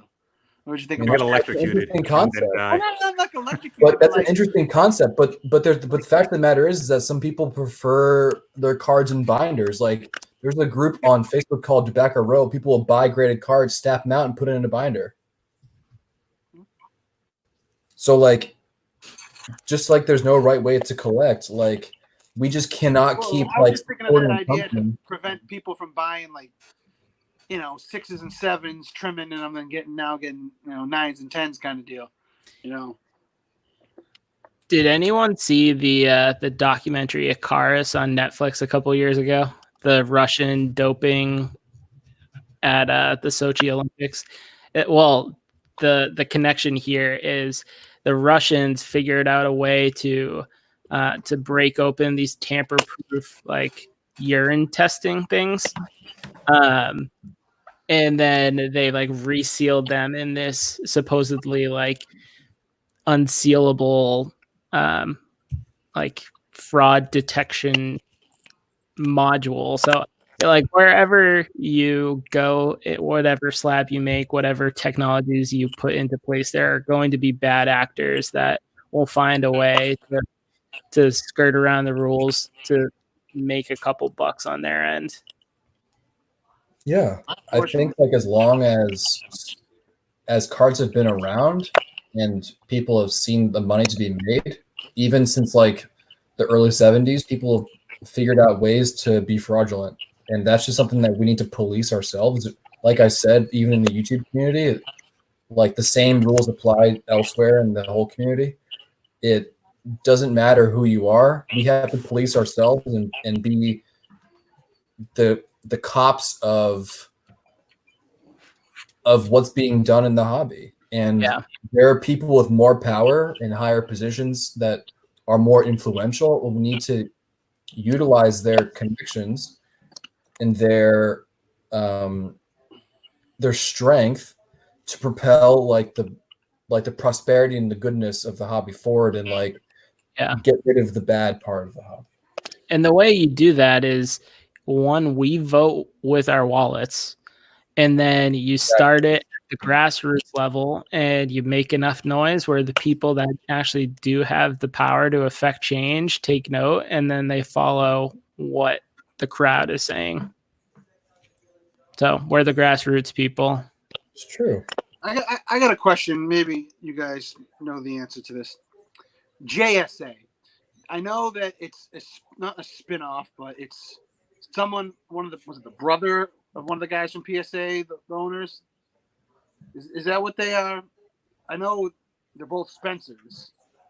No, I don't think there's a Spence that I don't know if Spence ever was affiliated with PSA or not, but JSA is a leading autograph authenticator in the hobby, I would say. I wonder if JSA and SGC have ever contemplated merging, kind of a deal. Well, bring in the horse that is PSA. It's funny that you say that. So before SGC brought in their own proprietary autograph authentication services, they relied on JSA to provide the service for them. So I have old SGC slabs that I had done myself and autographs that I've submitted through SGC, and they would have someone from JSA come authenticate the autograph, like as a third party. So like it would have a JSA cert on the label. Now that SGC has stopped with their autograph authentication, I have heard grumblings about JSA beginning to have an encapsulation service, which would be very interesting, because it would kind of create because now right now it's like a two-headed monster, right? Like PSA DNA and then like BAS or like BAS back autographs service, whatever. But like the JSA integration of authenticating autographs could be very interesting, and people want encapsulated, right? Like people want the slab because slabbing is what sells. Something in a slab is what sells. Yep. There are still some questions with SGC, and I talked a little bit about this with Mike O when he did his cardboard podcast with me. But the size of the company, if they're able to scale up, right now they're probably able to meet their turnaround times or stated SLAs. But if they're getting an influx of customers like I predict, and if they were to say double their market share in a year or two, that would require, operations infrastructure in addition to hiring people, which the other companies have been pretty reluctant to do, it appears. On top of that, you have a smaller business. With that comes one that is more susceptible to class action lawsuits versus like a PSA that has more powerful attorneys on retainer. You guys have any thoughts on that? Well, I think the future is digital. So if you have people that are looking over every single card and providing a biased opinion on what the grade should be, you're not going to ever be able to scale up effectively. You're just going to have to find people. And the reason that it's so difficult to find good graders is because no one wants to sit here and look under a loop for 10 hours a day at baseball cards and basketball cards because it's boring fucking work. If I could afford to retire in my job, I would go get a job right away with one of these companies. You just got to move down to Dallas, help BGS out. I probably would. That's probably where I'd go, is to Dallas. Because I hate California with a passion. I will say, though, looking under a loop and looking at very small details of something is very tiring.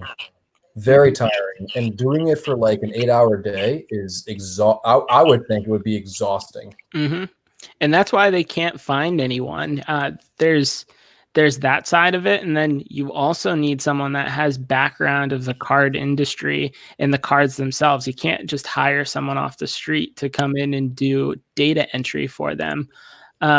You have to, like, if you have a computer program, a high quality res scanner, and you have the IT infrastructure to handle a lot of storage needs for pictures, then it's a hell of a lot easier to scale up than if you have to say we have to hire 10 more people to physically look at every single card that comes through the door.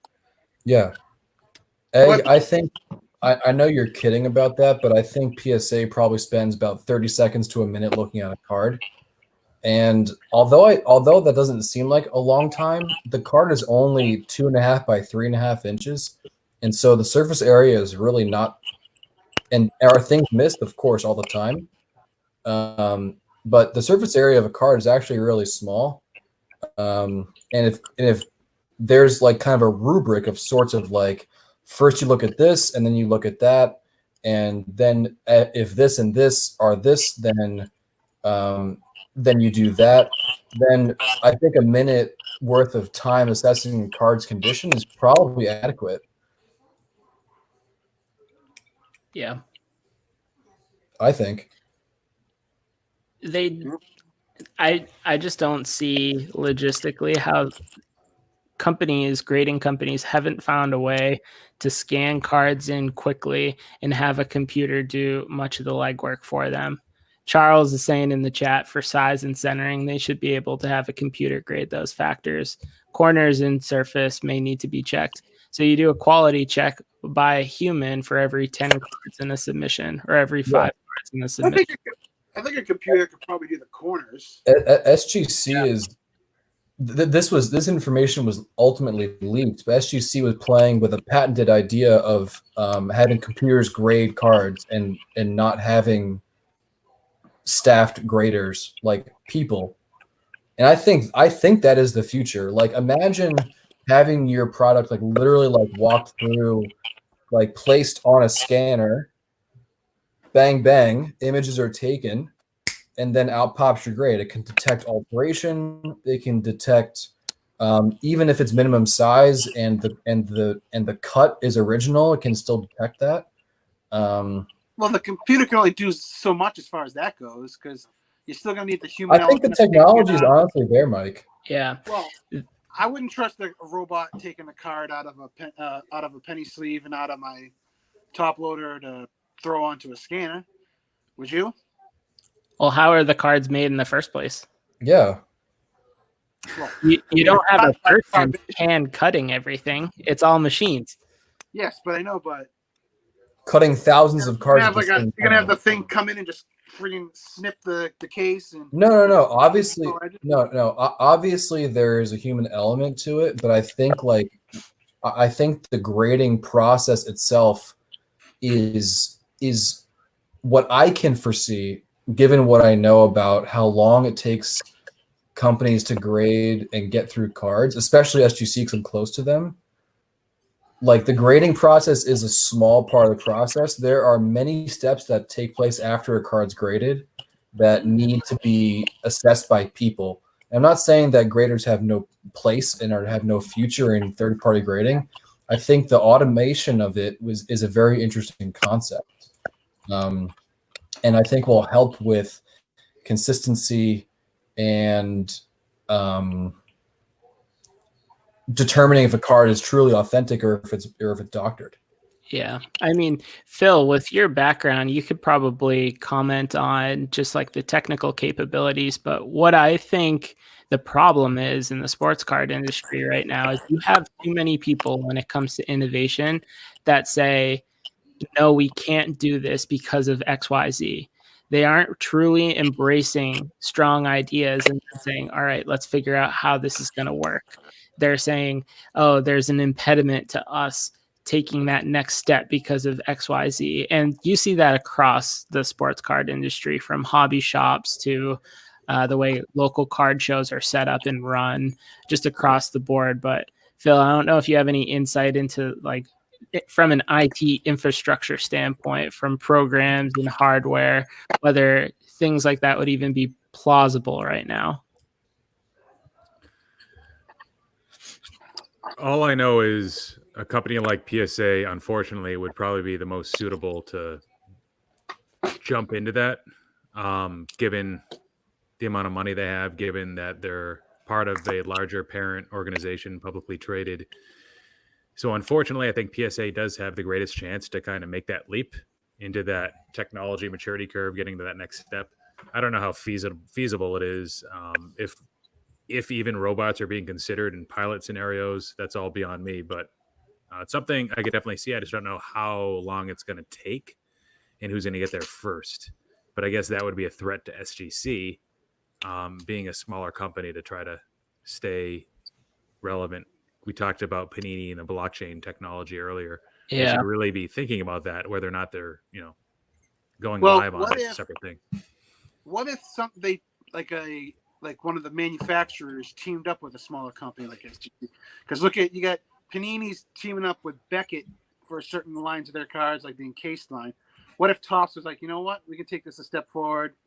Let's buy SGC, let them run the show as far as that goes, and it puts, add more numbers to their payroll, push more product through. Might be they're in the long run, but like it might help them get to that innovation first. They're playing around with it because you saw what was it, Bowman with StockX? I forget what it was called. Yeah, StockX. What was the product called though? Was that Bowman? Bowman Chrome X? Yes. Yeah, Bowman Chrome X. So that's one of the few wax products that has gone down. It's now $80, almost down to MSRP. It was hot when it came out. And then people opened it and got Ramon Laureano PSA 9s. Yeah. No one likes green X fractors. No one likes green anything. What? Hold on. Nobody likes green anything? People like, even with Prism. So green is more rare than regular silver, but it's more rare. But silver sells better anyway. Oh, yeah, it does sell better. But like when this card originally came out, I agree 100% with nobody likes green anything, but it all depends on the player too. Like this card's probably 8 times its original price now. Yeah, but with baseball Bowman Chrome, people prefer the blue more than green for issues related to the green color not being a standard color of the rainbow, but also because blue just looks a lot nicer and is a standard color. But blue matches the, of course, the autograph blue marker. Vintage oddball cards. Would you pay more per card for faster times and better tech? If it were guaranteed, yes. Yeah. I've paid before for 7-day turnaround with SGC and got it in 20 before. So it's clear that the companies don't prioritize how cards come in. Although it should be, like, there should be a pecking order depending on the service you pay for.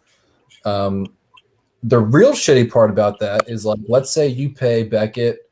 Beckett, I think, is actually the best at keeping to their deadlines. They have no more deadlines. They got rid of it. That is true. But when they did, they would be the best of the big three to keep to their deadline. However, I will say that the functionality should be there, that if the deadline is missed, then you should be compensated. You should be compensated, like, for your credit or the difference, or you should be compensated the difference of the credit that it took. So, like, let's say I paid $20 per card for expedited service, and it got done in like at a bulk rate or whatever. I should be compensated for the difference between what the expedited versus bulk rate should be. Well, I think that'll never happen, but you should. No, it won't. But because SGC has done that before, but they don't do that anymore. That's why I don't pay them to get it done faster. That's all. They'll make up some reason. Look at this. Sorry about that. I'm just learning this new functionality. Where was this? 2 hours ago. Jeez. But it makes us smaller, so let's not do It's that. like everyone using GoToMeeting and Zoom for the first time working from home. Have you guys seen any of those memes? No. Like all the animals. Wow, I've opened 2 of these boxes so far. No Roberts, my friend. Fuck. I opened. I guess it's in my box then. I got a couple 2 days ago, I opened $240 worth of retail, and I got nothing. It was Wait, what? I didn't know about that. it was supposed to be part of a video, and then I didn't end up doing anything. So 2017 Series 1, some hangers, just Man. because I got smoked with 2018 Series 2 hangers. So what somebody informed me of is you got to be careful when you open probably retail or any product, because if it was the earlier part of the release, the number 698 card isn't Acuna, it's somebody else. And once you see, I think his name's Ryan Sherrill, once you see that guy is number 698, then the whole distribution or whoever you got those boxes from are going to probably not have either of those short prints. I think that's the case. So then Wait, can you run that by me one more time? That can't. That's weird. Like that can't be right. Like the checklist is the checklist. No, it was a number 698, and it was Ryan Sherrill. So I think. Can you find it from on eBay? When they snuck in Acuna was like, by the time Series 2 comes out, what's that usually like, June or May? Maybe May. Acuna had just debuted, so they probably weren't able to get him into the product till later in the release cycle or distribution batches, whatever you want to call it.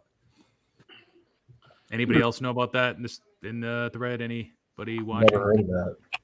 Mm-mm. So yeah, I got nothing. I didn't even get an Ohtani. I got like a Scott Kingery rookie and got a couple of base Bregmans from the 2017 Series 1, and it was bad. Isn't that the worst? You're looking at that 200. What did you say? 250. And you're like, I could have bought like 2 Dylan Carlsons with that. Yeah. Or I like guess- anything. Yeah, I paid a little bit less. That was probably more than market value. I bought it a few months ago and it was cheaper, but still, it was a decent chunk of change. Hey, well, thank you for ripping it and not putting it into the rookie card explosion box. It's hanger boxes, so I can't put that in there anyways. Oh, yeah. Or else I probably would have used it for the explosion box. But You would be paying a shitload in shipping if you were putting hangers in there. Marky Right. Mike put his vintage stock on eBay. nice. The Tatis, sweet. Marky Michael, get in contact with me. I want to buy this card. Are those numbered? 99. Yeah, 99. What? That's a big card then. It's a fucking huge card. Yeah, it is. So he hit that and then an Alonzo Rainbow. In the same hanger. Wow. Yes. Insane. Those hangers are The nuts. best hanger ever. People have a lot of good luck for those, the flagship hangers. It's not me, but It's fucking crazy. yeah, a lot of Vlads, SPs being pulled from them. I've seen. Now I want to go open my Walgreens hangers downstairs. I don't know how they were falling. It was like one a case, or no, not one a case. The Vlad no numbers, one every other hobby box. Yeah, And it's like one over 2 or 3. Yeah. Yeah, I didn't yeah. buy a lot of retail, but I pulled like 4 on my own last year. That's really good. I've only pulled one. You pulled one that night that me, you, and Jeff went out to. Yeah. Whatever it was, wherever we were. It's supposed to be filmed, but it didn't work out. Yeah. And then Yeah. Phil showed up 5 minutes before we were about to leave, and Bring your wax. Bring your wax. It's like, guys, it's dark in here, and it's Yeah. greasy. Can't Nothing see is going shit. to come from this. Yeah. I question the choice of Dave and Buster's for breaking wax, but maybe that's probably for next time. There's It only one wasn't good my- place for breaking wax. It's right here. You wouldn't know about it, Chris, but these guys do. You would have known Yeah. about it if we had a fantasy draft here. It was great. It was great that one time we did it and haven't been invited back yet. That's right. I dropped Social distancing. I dropped Exactly. 40% of my fantasy baseball auction budget on Mike Trout. So Wouldn't it be a shame if there was no baseball to be played? What a wasted draft. I guess I asked some people in the league, I'm like, do we use, because for those listening in, it's the auction keeper league. And the amount that you keep each player for is based on what their dollar value was the year before. So do we use this as the new baseline for next year's values, or do we just throw it out and use last year as the baseline? And for you, Cardi C, be good either way. yeah, You had a good draft, but also because you had the best keepers coming into the season. Yep. Juan Soto and there was someone that paid what $35 for Chris Sale. No. It was 19, I think, but he was bragging about it. He kept on saying like, "Oh, I got such a steal." It's like, you know what? Probably. No, you didn't. Yeah. Speaking of Chris Sale, is Tommy John? Ryan Sheriff, top series. Is it 2018? Yeah, so he can't get Tommy John yet. They've canceled all non-elective surgeries in. No way. He really can't, even for him. I don't know. These guys are they play by different rules than us, though. Seriously. Wow. There was crazy. Richard Jefferson. Fred, she'll figure it out. Richard Jefferson and Gordon Hayward were on Instagram today. I'm looking at Ryan Sheriff shit. Gordon Hayward had gotten tested for coronavirus, and Richard Jefferson was bitching because he's like, despite what you think, not all rich people can get tested. I've been asking, and they're like, nope, you're fine. Just quarantine yourself. He's like, only the Celtics are getting current tested players. because the Celtics were getting tested because they played. Who's Gobert play for? The Spurs? Utah Jazz. Yeah, because they played the Jazz with Wow. That's why. And Marcus Smart tested positive. I'm just saying he was bitching about it on Instagram today. Yeah, what's going on? He's shit. he's part of the quota. They have to reject 1 out of every 10 rich person. Well, if you look at the numbers, someone posted something that when the Utah Jazz tested their players, That's fucking crazy right here. and their staff, 58 Ryan tests Sherrill? done. That was This is the card you're talking about, Phil. Yeah, that one. Yeah. All tests available for the state of Utah or something like that. Is that Yeah. gold? It's gold. Anybody want to buy it? Give me I a dollar. It's got a big dimple on it, right? I'll give you It does. 5. Yeah, we talked about this a little bit earlier, but I'll make an episode on my current stance in the market. But I think if I had to choose between buying, selling, and holding, I think the last on my list right now would be buying. I think I can understand use cases for holding and a mindset certainly for selling right now. And I'll talk about that in a future episode and what I'm doing with my collection. I'm certainly not selling everything. I'm selling some stuff. All right, change the subject. How much of that $1,000 are we spending on cards if we get the checks from Uncle Donald? 100%. 1,200, you mean? 100%. You're giving me free money? It's going to be used on cards. I'm sorry. He's stimulating the you're market. stimulating. Exactly. Yeah. He's stimulating the card market. You only get it if spend you it. voted for him. Give it to a hobby shop owner. Don't spend it on yeah. blowout. Don't spend it on blowout. Let them fail. They're not getting bailed out. Just don't spend it on the airlines. They're gonna get a bailout too. You could take a round trip flight right now to Orlando and back for like $50. Is that why they're all going down there for spring break? Yes, Rich Paul. Not to in 2 sentences or less. One of the reasons why I'm selling my stuff now is because I think I can buy most of it back later in 2 months, 2 or 3 months. Andy's having a baby. That's part of it too. No, that's His part of it wife too. has- That's certainly part of it. Having a baby in July, and my plan was to sell stuff. And I was like, oh wow, everything's lining up perfectly. Got Gary Vee pumping certain cards, and a lot of people coming into the market. I'm like, this is gonna be great. I'm gonna cash out a lot of my stuff. And unfortunately, this happens. But taking that out of the equation, I'm still looking forward to selling some of my stuff. And I think eBay is not a terrible place right now. I think there are a certain amount of people that are still looking to buy, looking to scoop up deals. You know, deal is relative, though. Deal is relative. And part of this is the gambling mindset in me, too. I'm banking that the market will continue to go down. Will it? Maybe not. Maybe this 20 to 30% drops all we get. Maybe it rebounds. Who knows? So, but I'll talk about that in a future episode. Phil, aren't you concerned that like some of the cards that you sell now that you won't have an opportunity to buy back? Like I'm just gonna like give you an example. Like you sold your Bellinger Black PSA 9. I know that you had immediate seller's remorse, so you went out and bought another one, right? Yeah. So would you be concerned that there may be a card in your mini purge right now that when the opportunity you think may come, that the card will not be available? Strong point. So of the cards that I'm holding on to, the ones that I'm holding on to of the players, but also the cards, that would be the most difficult to repurchase at a reasonable price.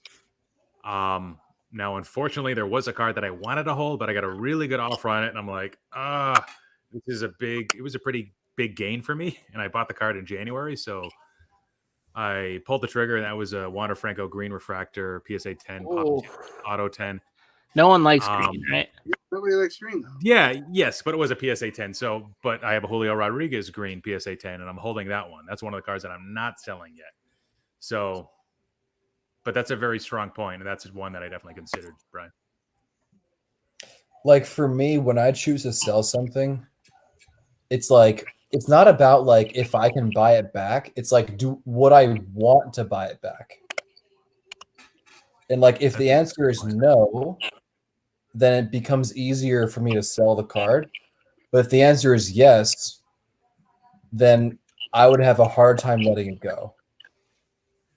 It's almost like when that's like the collector in me, I guess, and not the investor or the flipper. Yeah. Sorts. It's like if someone asks you if you want to buy a new car, and it's like you're looking at your car. Given your car in its current condition, if you went to a used car dealership, would you pay the amount of money that it would cost to buy that car?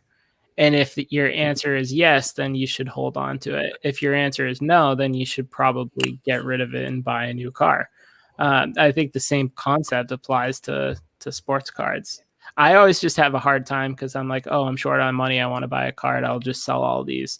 There's no thought that goes into it. Even on all this flipping stuff that I do, it's really brute hard work finding the deals and then trying to sell at what it should be worth. So there's not a lot of like strategic foresight that I'm putting into it other than a couple cards like this guy, Dylan Carlson. But I don't know. It's tough to time the market. Anyone that is a big boy in the stock market and tries to time it will tell you that, well, if they're truthful, they lose more times than they win. So if you're just playing the timing on the market, it's tough. Not a lot of people can make it a successful venture. Right. But I think the big piece of what you're saying, you're talking about the way it kind of the way I kind of interpret it is the opportunity cost to selling something. There is a cost to tying up your capital. So if you are to sell something, if you're just doing this primarily for flipping and making money venture, if that's your goal, then what are you gonna buy and what are the returns you're gonna get off that? Because selling something, you're incurring usually a pretty substantial fee if you're doing it through eBay. Excuse me. And you're gonna have to do that multiple times. So you have to ask yourself, like, is this card really worth it? Or does the card I have, is it going to continue to go up in value, even though maybe I'm already at a gain if I was to sell this? Yeah. It's like, what would you rather? Would you rather make $15 on 3 different cards over a 3 to 4 month span? Or would you rather try and make $100 on one card over that 3 month span? Right. And a lot of the cards that I sold, it was hard for me to let go of them because I think they are going to close at good values and maybe less than what I think they're worth. So it is a bit of a gamble. Like, think about Yohan Moncada. He's a perfect example. Blue Refractor True Gem Plus. First Bowman Chrome autograph. Auto 10. This is a card or a player that had a really good season last year. A lot of people thinking, like, based on advanced metrics, he's going to do really well this year if there was a season. But the way I see it, a guy like him, a guy like Wander Franco, that prior to this month, I was very bullish on them being very productive and seeing a 2 to 3 month like sharp increase in value. Now we're probably not going to see that increase in value for a few more months after this. So if the market pans out like I think, where again more, and I talked about this a little bit earlier, but I think more people will be leaving versus coming into the hobby. We're going to see that trend for the next 2 or 3 months, assuming that there still isn't a date set for when baseball activities resume. I think the values will go down, and I'm gambling, and I'm paying, the fee, 10 to 13% fee, whatever that ends up being. And I plan on trying to repurchase some of these cards, not all of them, but some of them, because I did like them and I did purchase them for a reason before. I did have a mindset behind that and an exit strategy, and I was bullish on that player, and nothing really has changed other than the recession and baseball being postponed. So it's a tough situation. There you go. Oh, there it is. Hell yeah, bro. Sorry, what were you saying, Phil? Fuck No, yeah, I just man. said it, like it ends up at the end of the day, it's a gamble. Like you said, Cardi C, the market I think is going to go down more. Like the stock market, I pulled out a lot of my funds a couple weeks ago, 2-3 weeks ago. And that wasn't just my doing. That was your suggestion as well. But that worked out. But maybe I'm wrong about the card market, and maybe it goes up in 2 months, even though that's probably at the time when coronaviruses are peaking. But maybe the stock market comes up, and maybe baseball activities are announced to resume on July 1st or June 1st. Yeah, maybe. Nobody really knows. It's tough. Mike, let's see that again, man. Robert? Yeah. How's it look? Top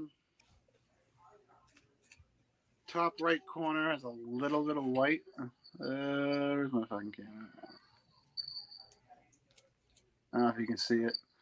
But other than that, looking card, man. It's too bad the one I bought was all fucked up. There you go. I think I'm running out of cards. I sold all mine. it's weird. I don't understand it. It was the first pack I opened and it was backwards. It's not like it's a short print or anything. It is a short print. Is it a short print? Yeah. It is a short print. I didn't know it was an actual short print. Yeah. But I hope short mine print has backwards. one. Usually it's just like autos that are backwards, aren't they? I love the fact that they put like a card like that in opening day. Although like Robert has not played a game, and he shouldn't have a rookie card logo card in a pack. I love the fact that like Topps broke their own rule and like inserted it, because like otherwise no one's opening day. Oh, like no one's opening opening day. Nope. So I have a video that's, well, all the work's been done for it. I just need to record it. What a dude. Such a sick card. Such a sick card. And this is in a sleeve too, and it's not a perfect fit. It still looks beautiful. Sorry, the video does not do this justice. This thing dances. I don't know. Does perfect fit make SGC sleeves? I have a BGS one on here, and it fits pretty snugly. Snugly. But I think Topps is being more conscientious about putting bigger cards into products that aren't as popular. Hey, if you're looking to move that Mookie, let me know. See, these are the ones I'm holding on to, guys. Why would you hold on all my Devers? Yo, I showed you guys this guy, but I'm chasing another one of these. This one that went into a bad listing that I linked in the group. I fucking love this card so much. Snapchat glasses. His Snapchat spectacles. His fucking swag right now is on 1,000. Are you nervous at all about his strikeout rate? Hell no. he fucking swings and misses at a lot of pitches. He's Yeah. also 20. Yes and 21. no. As we both know, Chris, his batting average is going to regress. His batting average balls in play was at like 400. And that it wasn't a full season. It was a decent amount of at-bats. Yeah, if he's to strike out 30% of the time, he's going to have more like a 280 average. It's not going to be above 300 in a full season. But that he could can be still okay. easily be a 2020 guy. And he might be a guy where they're like, you know what, don't run anymore. But that's not going to happen probably for a few years, and it might not happen at all. And that doesn't really affect the hobby as much as we'd like to think it does, anyways. It's stolen bases. Yeah. I still long as think the this is one of the coolest card images there is. Yeah, that's fucking sick. Freaking- Dude, he has the best cards, man. Acuna has the best cards. His update home run derby of him blowing the bubble as he's hitting a home run is fucking amazing. Yeah, like he has the best cards, man. I sold my last Acuna card. I have no Acunas anymore. It's Topps Heritage Action. That's it. That's a great gallery card too. That's Well, a sick Walker Buehler. Look at this compared to Soto's. Oh, that picture of Soto is awful. Hold on. Where is it? Hold those up. Soto just doesn't picture well. He's not a bad looking guy. And then you get I can't get the player right. chubby cheeks too. Yeah. Yeah. This is a good shot of Tatis. Somebody was saying that this card's really ugly. I forget which Facebook group it was because of the pose, but I'm like, whoa. I saw that post too. It is. I was like, bro. I was like, look at the signature. It's so much better than Acuna's. Plus, the card design is at least a B+. Acuna's signature is ass. A lot of athletes' signatures are complete ass. You know, you think that the amount of money they're paid and Soto has a sick signature. Rui Hachimura. Yeah. That's it. This card I love too. You know who's Freddie. got an awesome signature? Aaron Hernandez. So Yeah. John Cook's asking about Freddie Freeman. Big fan of him. It's just so tough the way the hobby's been infiltrated by a greater percentage of investors that seek out a smaller concentration of like the top talent. And usually the key variable is age. And Freddie Freeman might only be 28 right now. I don't know how old he is. Probably around 28. But to the investors, there's not a whole lot of potential left. There's not a whole lot of room for him to grow. So, but he's last year is probably his best full year in the bigs. And he could potentially be a Hall of Famer, but people aren't focusing on that. They're not interested in the 10-year plan. Now with Freddie Freeman, it's an interesting case because Gary Vee posted a tweet before the coronavirus happened. And he said, I'm looking at 50 players and trying to see if they're undervalued, talking about baseball players. Here are my first 5. Freddie Freeman was on that list. That day, his top Series 2 flagship PSA 10 card increased in price by like 50%. It went from like $40 to $60. Obviously, that's probably come down since, but I think Freeman's a sneaky play. I think he's undervalued. I think Nolan Arenado is still undervalued. A lot of players that are in that like great but not elite status are decent. Imagine if Arenado played for a team like the Yankees, though. Holy shit! Or even if he was on the Dodgers. Oh yeah, card would go insane. That's why I bought this because I'm like, oh, it's gonna match Dodger blue. Impulse buy. Yeah, I just picked up a Walmart Arenado raw one. It's coming on Monday. I'm fucking pumped. This is one of my favorite cards. That's a great set. Yeah. SPF. It's the only one I've ever seen of him pop up on eBay. I think this might be the most expensive card I've ever purchased of him. I think John Cook is on something. I think Rendon updates are also really affordable right now. This dude had a fucking monster year. Yeah, same class, probably around the same age. So Freeman's 30. So sorry, I screwed that up. But Rendon's probably how old's Rendon? 28. That dude fucking mashed the Mets. The dude, that's good. He's good ass. He's a fucking good player, dude. And now he's on the Angels, right? Rendon, yeah. The unlucky breaker, Goldie. Yeah, I like Paul Goldschmidt. Love Goldschmidt. He's on No the copy tail half. Yep. You can buy his first Bowman Chrome autos in a 9.510 for like $100. It's criminal. It's like Matt Chapman. Matt Chapman goes for more than Paul Goldschmidt. So I would challenge someone to name a better first baseman in the 2010 decade than Paul Goldschmidt. Joey Votto. Hanley I Ramirez. wouldn't take Votto over Goldschmidt. Not at Does all. Miggy count? Miggy count? So Yeah, he's Goldschmidt. third. So true. So Goldschmidt. I was listening to a CBS fantasy podcast, and they're saying that he swung and missed at a really high percentage of four seamers, which is a sign that his bat speed might be slowing down. So last year, sometime like the year before that, he had a really good second half that made up for his first half. His overall numbers were good, but they're saying that this might be the beginning of the decline of Goldschmidt, which is interesting. So CBS, those guys are way down on him. They'd rather draft Matt Olson and Josh Bell. So you would see what happened to like Joey Votto happen to him. Well, what happened with Votto is that Votto just got too selective. Like, he just would stop swinging that shit. That's who he was his entire career, though. Like, historically low strikeout rate.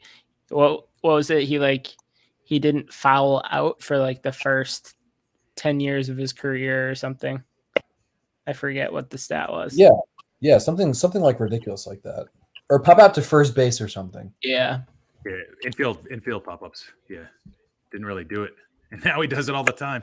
He was really bad in 2018, and then he was really, really, really bad. Well, for Votto standards, but he was really, really, really bad in 2019. It's like, oh, this guy can't get any worse. In our league, we have an OBP fantasy baseball league. He didn't even get drafted as like a reserve pick. Kind of crazy. So Goldschmidt, not only is he very durable, but the dude gets on base. His career on base is 391. Yeah, I think that dropped a bit last year. His walk percentage was probably pretty way down. What is OEP, like around 360 last year? 346, pretty low. That's pretty bad for him. So somebody asked about the Angels lineup. So I have Tommy La Stella, who's coming off a pretty significant injury. He's leading off. It says Mike Trout's hitting number 2, like he was last year. Anthony Rendon hitting 3rd. Is he a switch hitter? I forget. No. Okay. So he's just a righty. So that would be against both lefties and righties then. And then Ohtani DH if he's hitting. And then Justin Upton 5th, Pujols 6th, and then Brian Goodwin and Andrelton Simmons. Jeez, that's a hard lineup for Pujols to fit in bat 6th. That's insane.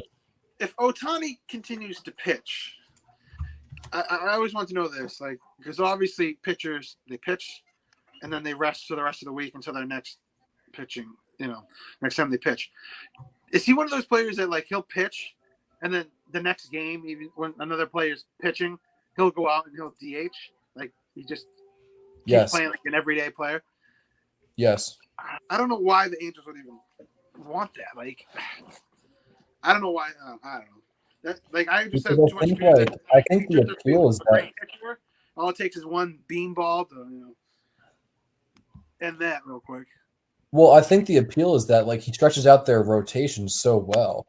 Like, you pretty much have like 5.5 starters because he'll take the ball every 5th day. But like, even if you need to skip him, you can do it because he's still like a very much above average hitter.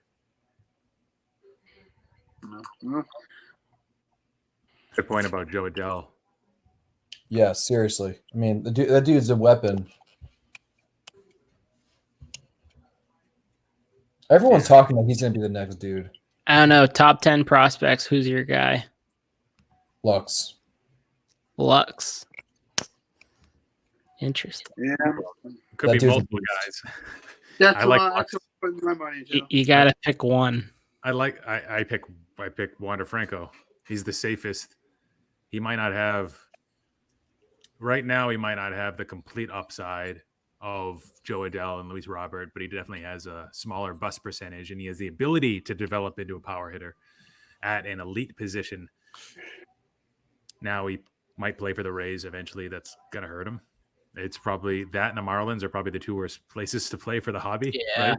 But the thing is, if he's generational, it doesn't matter. Right? Yeah, the thing is, have you watched Wander Franco play? Like, have you watched film of him?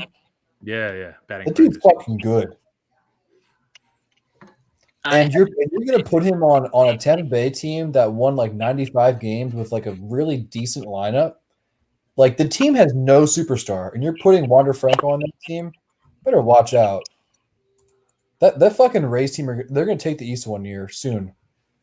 I agree. I feel like fucking good.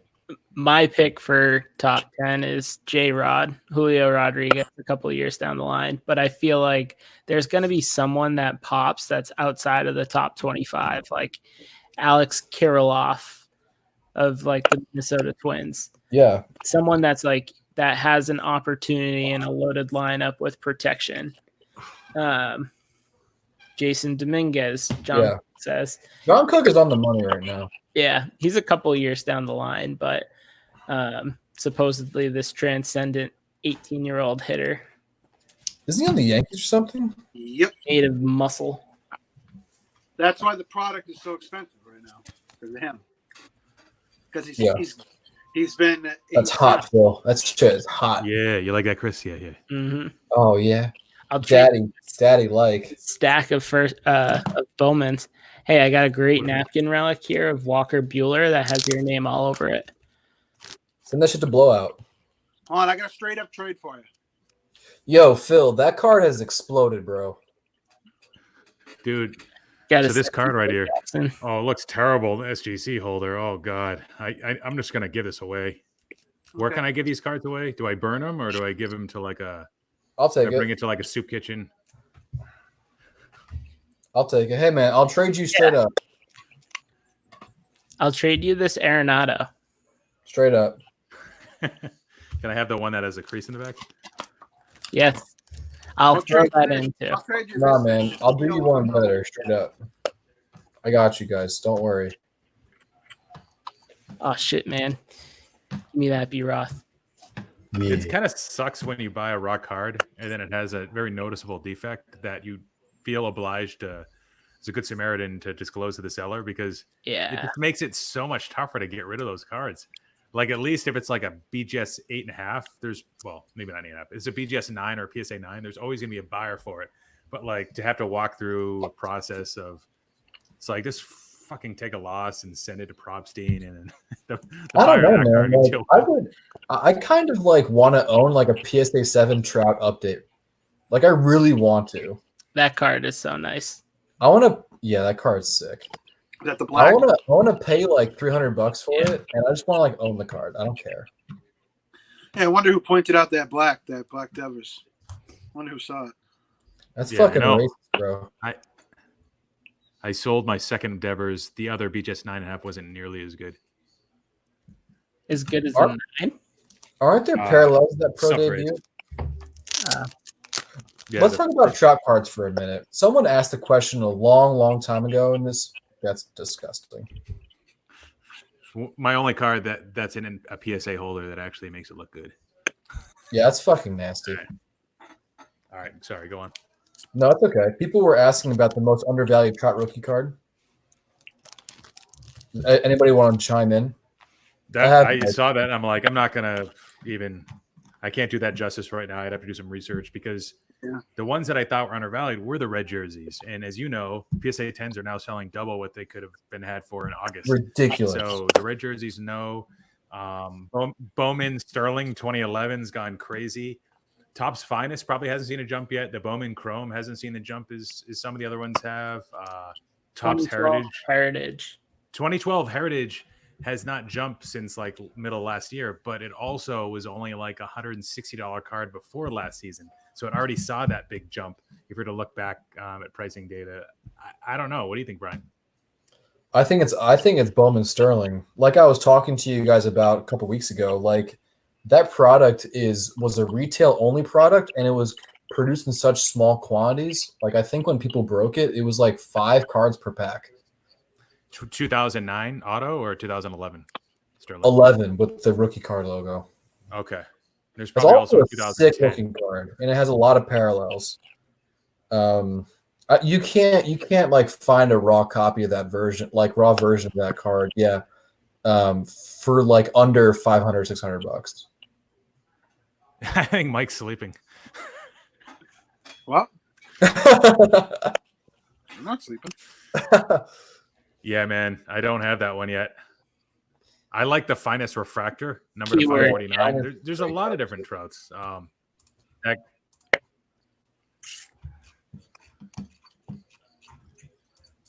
I love Finest because that's the only rookie card logo on card auto that he has. Is that a Venusaur? Venusaur PSA 10 first edition. So I have to make a video now on Pokemon since, I mean, Pokemon, their season wasn't delayed. I know Mike was talking about that earlier. Like, you can't like, they're not going to get busted for steroids. There's not going to be negative press on them. Yeah, but I could fight your Venusaur with my Charizard, and all my moves are super effective against it. So That is true. I'd have to bring it out. doesn't matter. I don't have the Blastoise. I should have bought it. I had a chance to PSA 10. I'll It's got bring to up pop my up under 100. Oh. I think my sister is watching this. She's like, what the hell are all the acronyms? We're like SGC, BGS Min Gem. No idea. Nice. So, Chris, you want to call it a night? Yeah, I was gonna hop off before I start falling asleep. We are going on 1:30 in the morning. 3.5 hour stream. I was thinking about Fucking not good shit, uploading guys. this, but There's why a lot not, of I good guess. stuff on here. You should absolutely upload it. I'd I'll be just have to put in a commercial every 5 minutes. exactly. Maximize the ad revenue. Just kidding. So we Yeah, got I'll to cut that ad revenue, huh? Right? Yeah. Yeah, Who's gonna- I'll Mike, you I'll gonna split stay with you on guys. Was it? Mike, you gonna stay on? What? Are you gonna stay on, Mike? I don't know. Are you still going to stay on? No, it's 1:30, bro. I gotta go to sleep. Peace. All right, guys. Thank you for watching. I pity everybody that stayed on for this long. Just kidding. Thank you so much. Glad that you guys joined. We had a solid crowd the entire time, 25 plus the entire night. Raph, Rich, John Cook, Kevin James, Unlucky Breaker. Thanks a lot, guys. And thank you guys, MrDub, B-Roth6, Cardi C, Jose, who left earlier for joining me. Make this a fun night. Some positivity. A little bit of Real negativity. fun. Mostly positivity. Some Hobby's real not talk. going anywhere. Hobby's not going anywhere. Stay safe, social distance. We'll catch you guys next time. Mike, sell your Blaylock collection. So Charles, Wesker, Forgerelli. See you later. Unlucky Breaker. Take care. Later, peeps. End broadcast.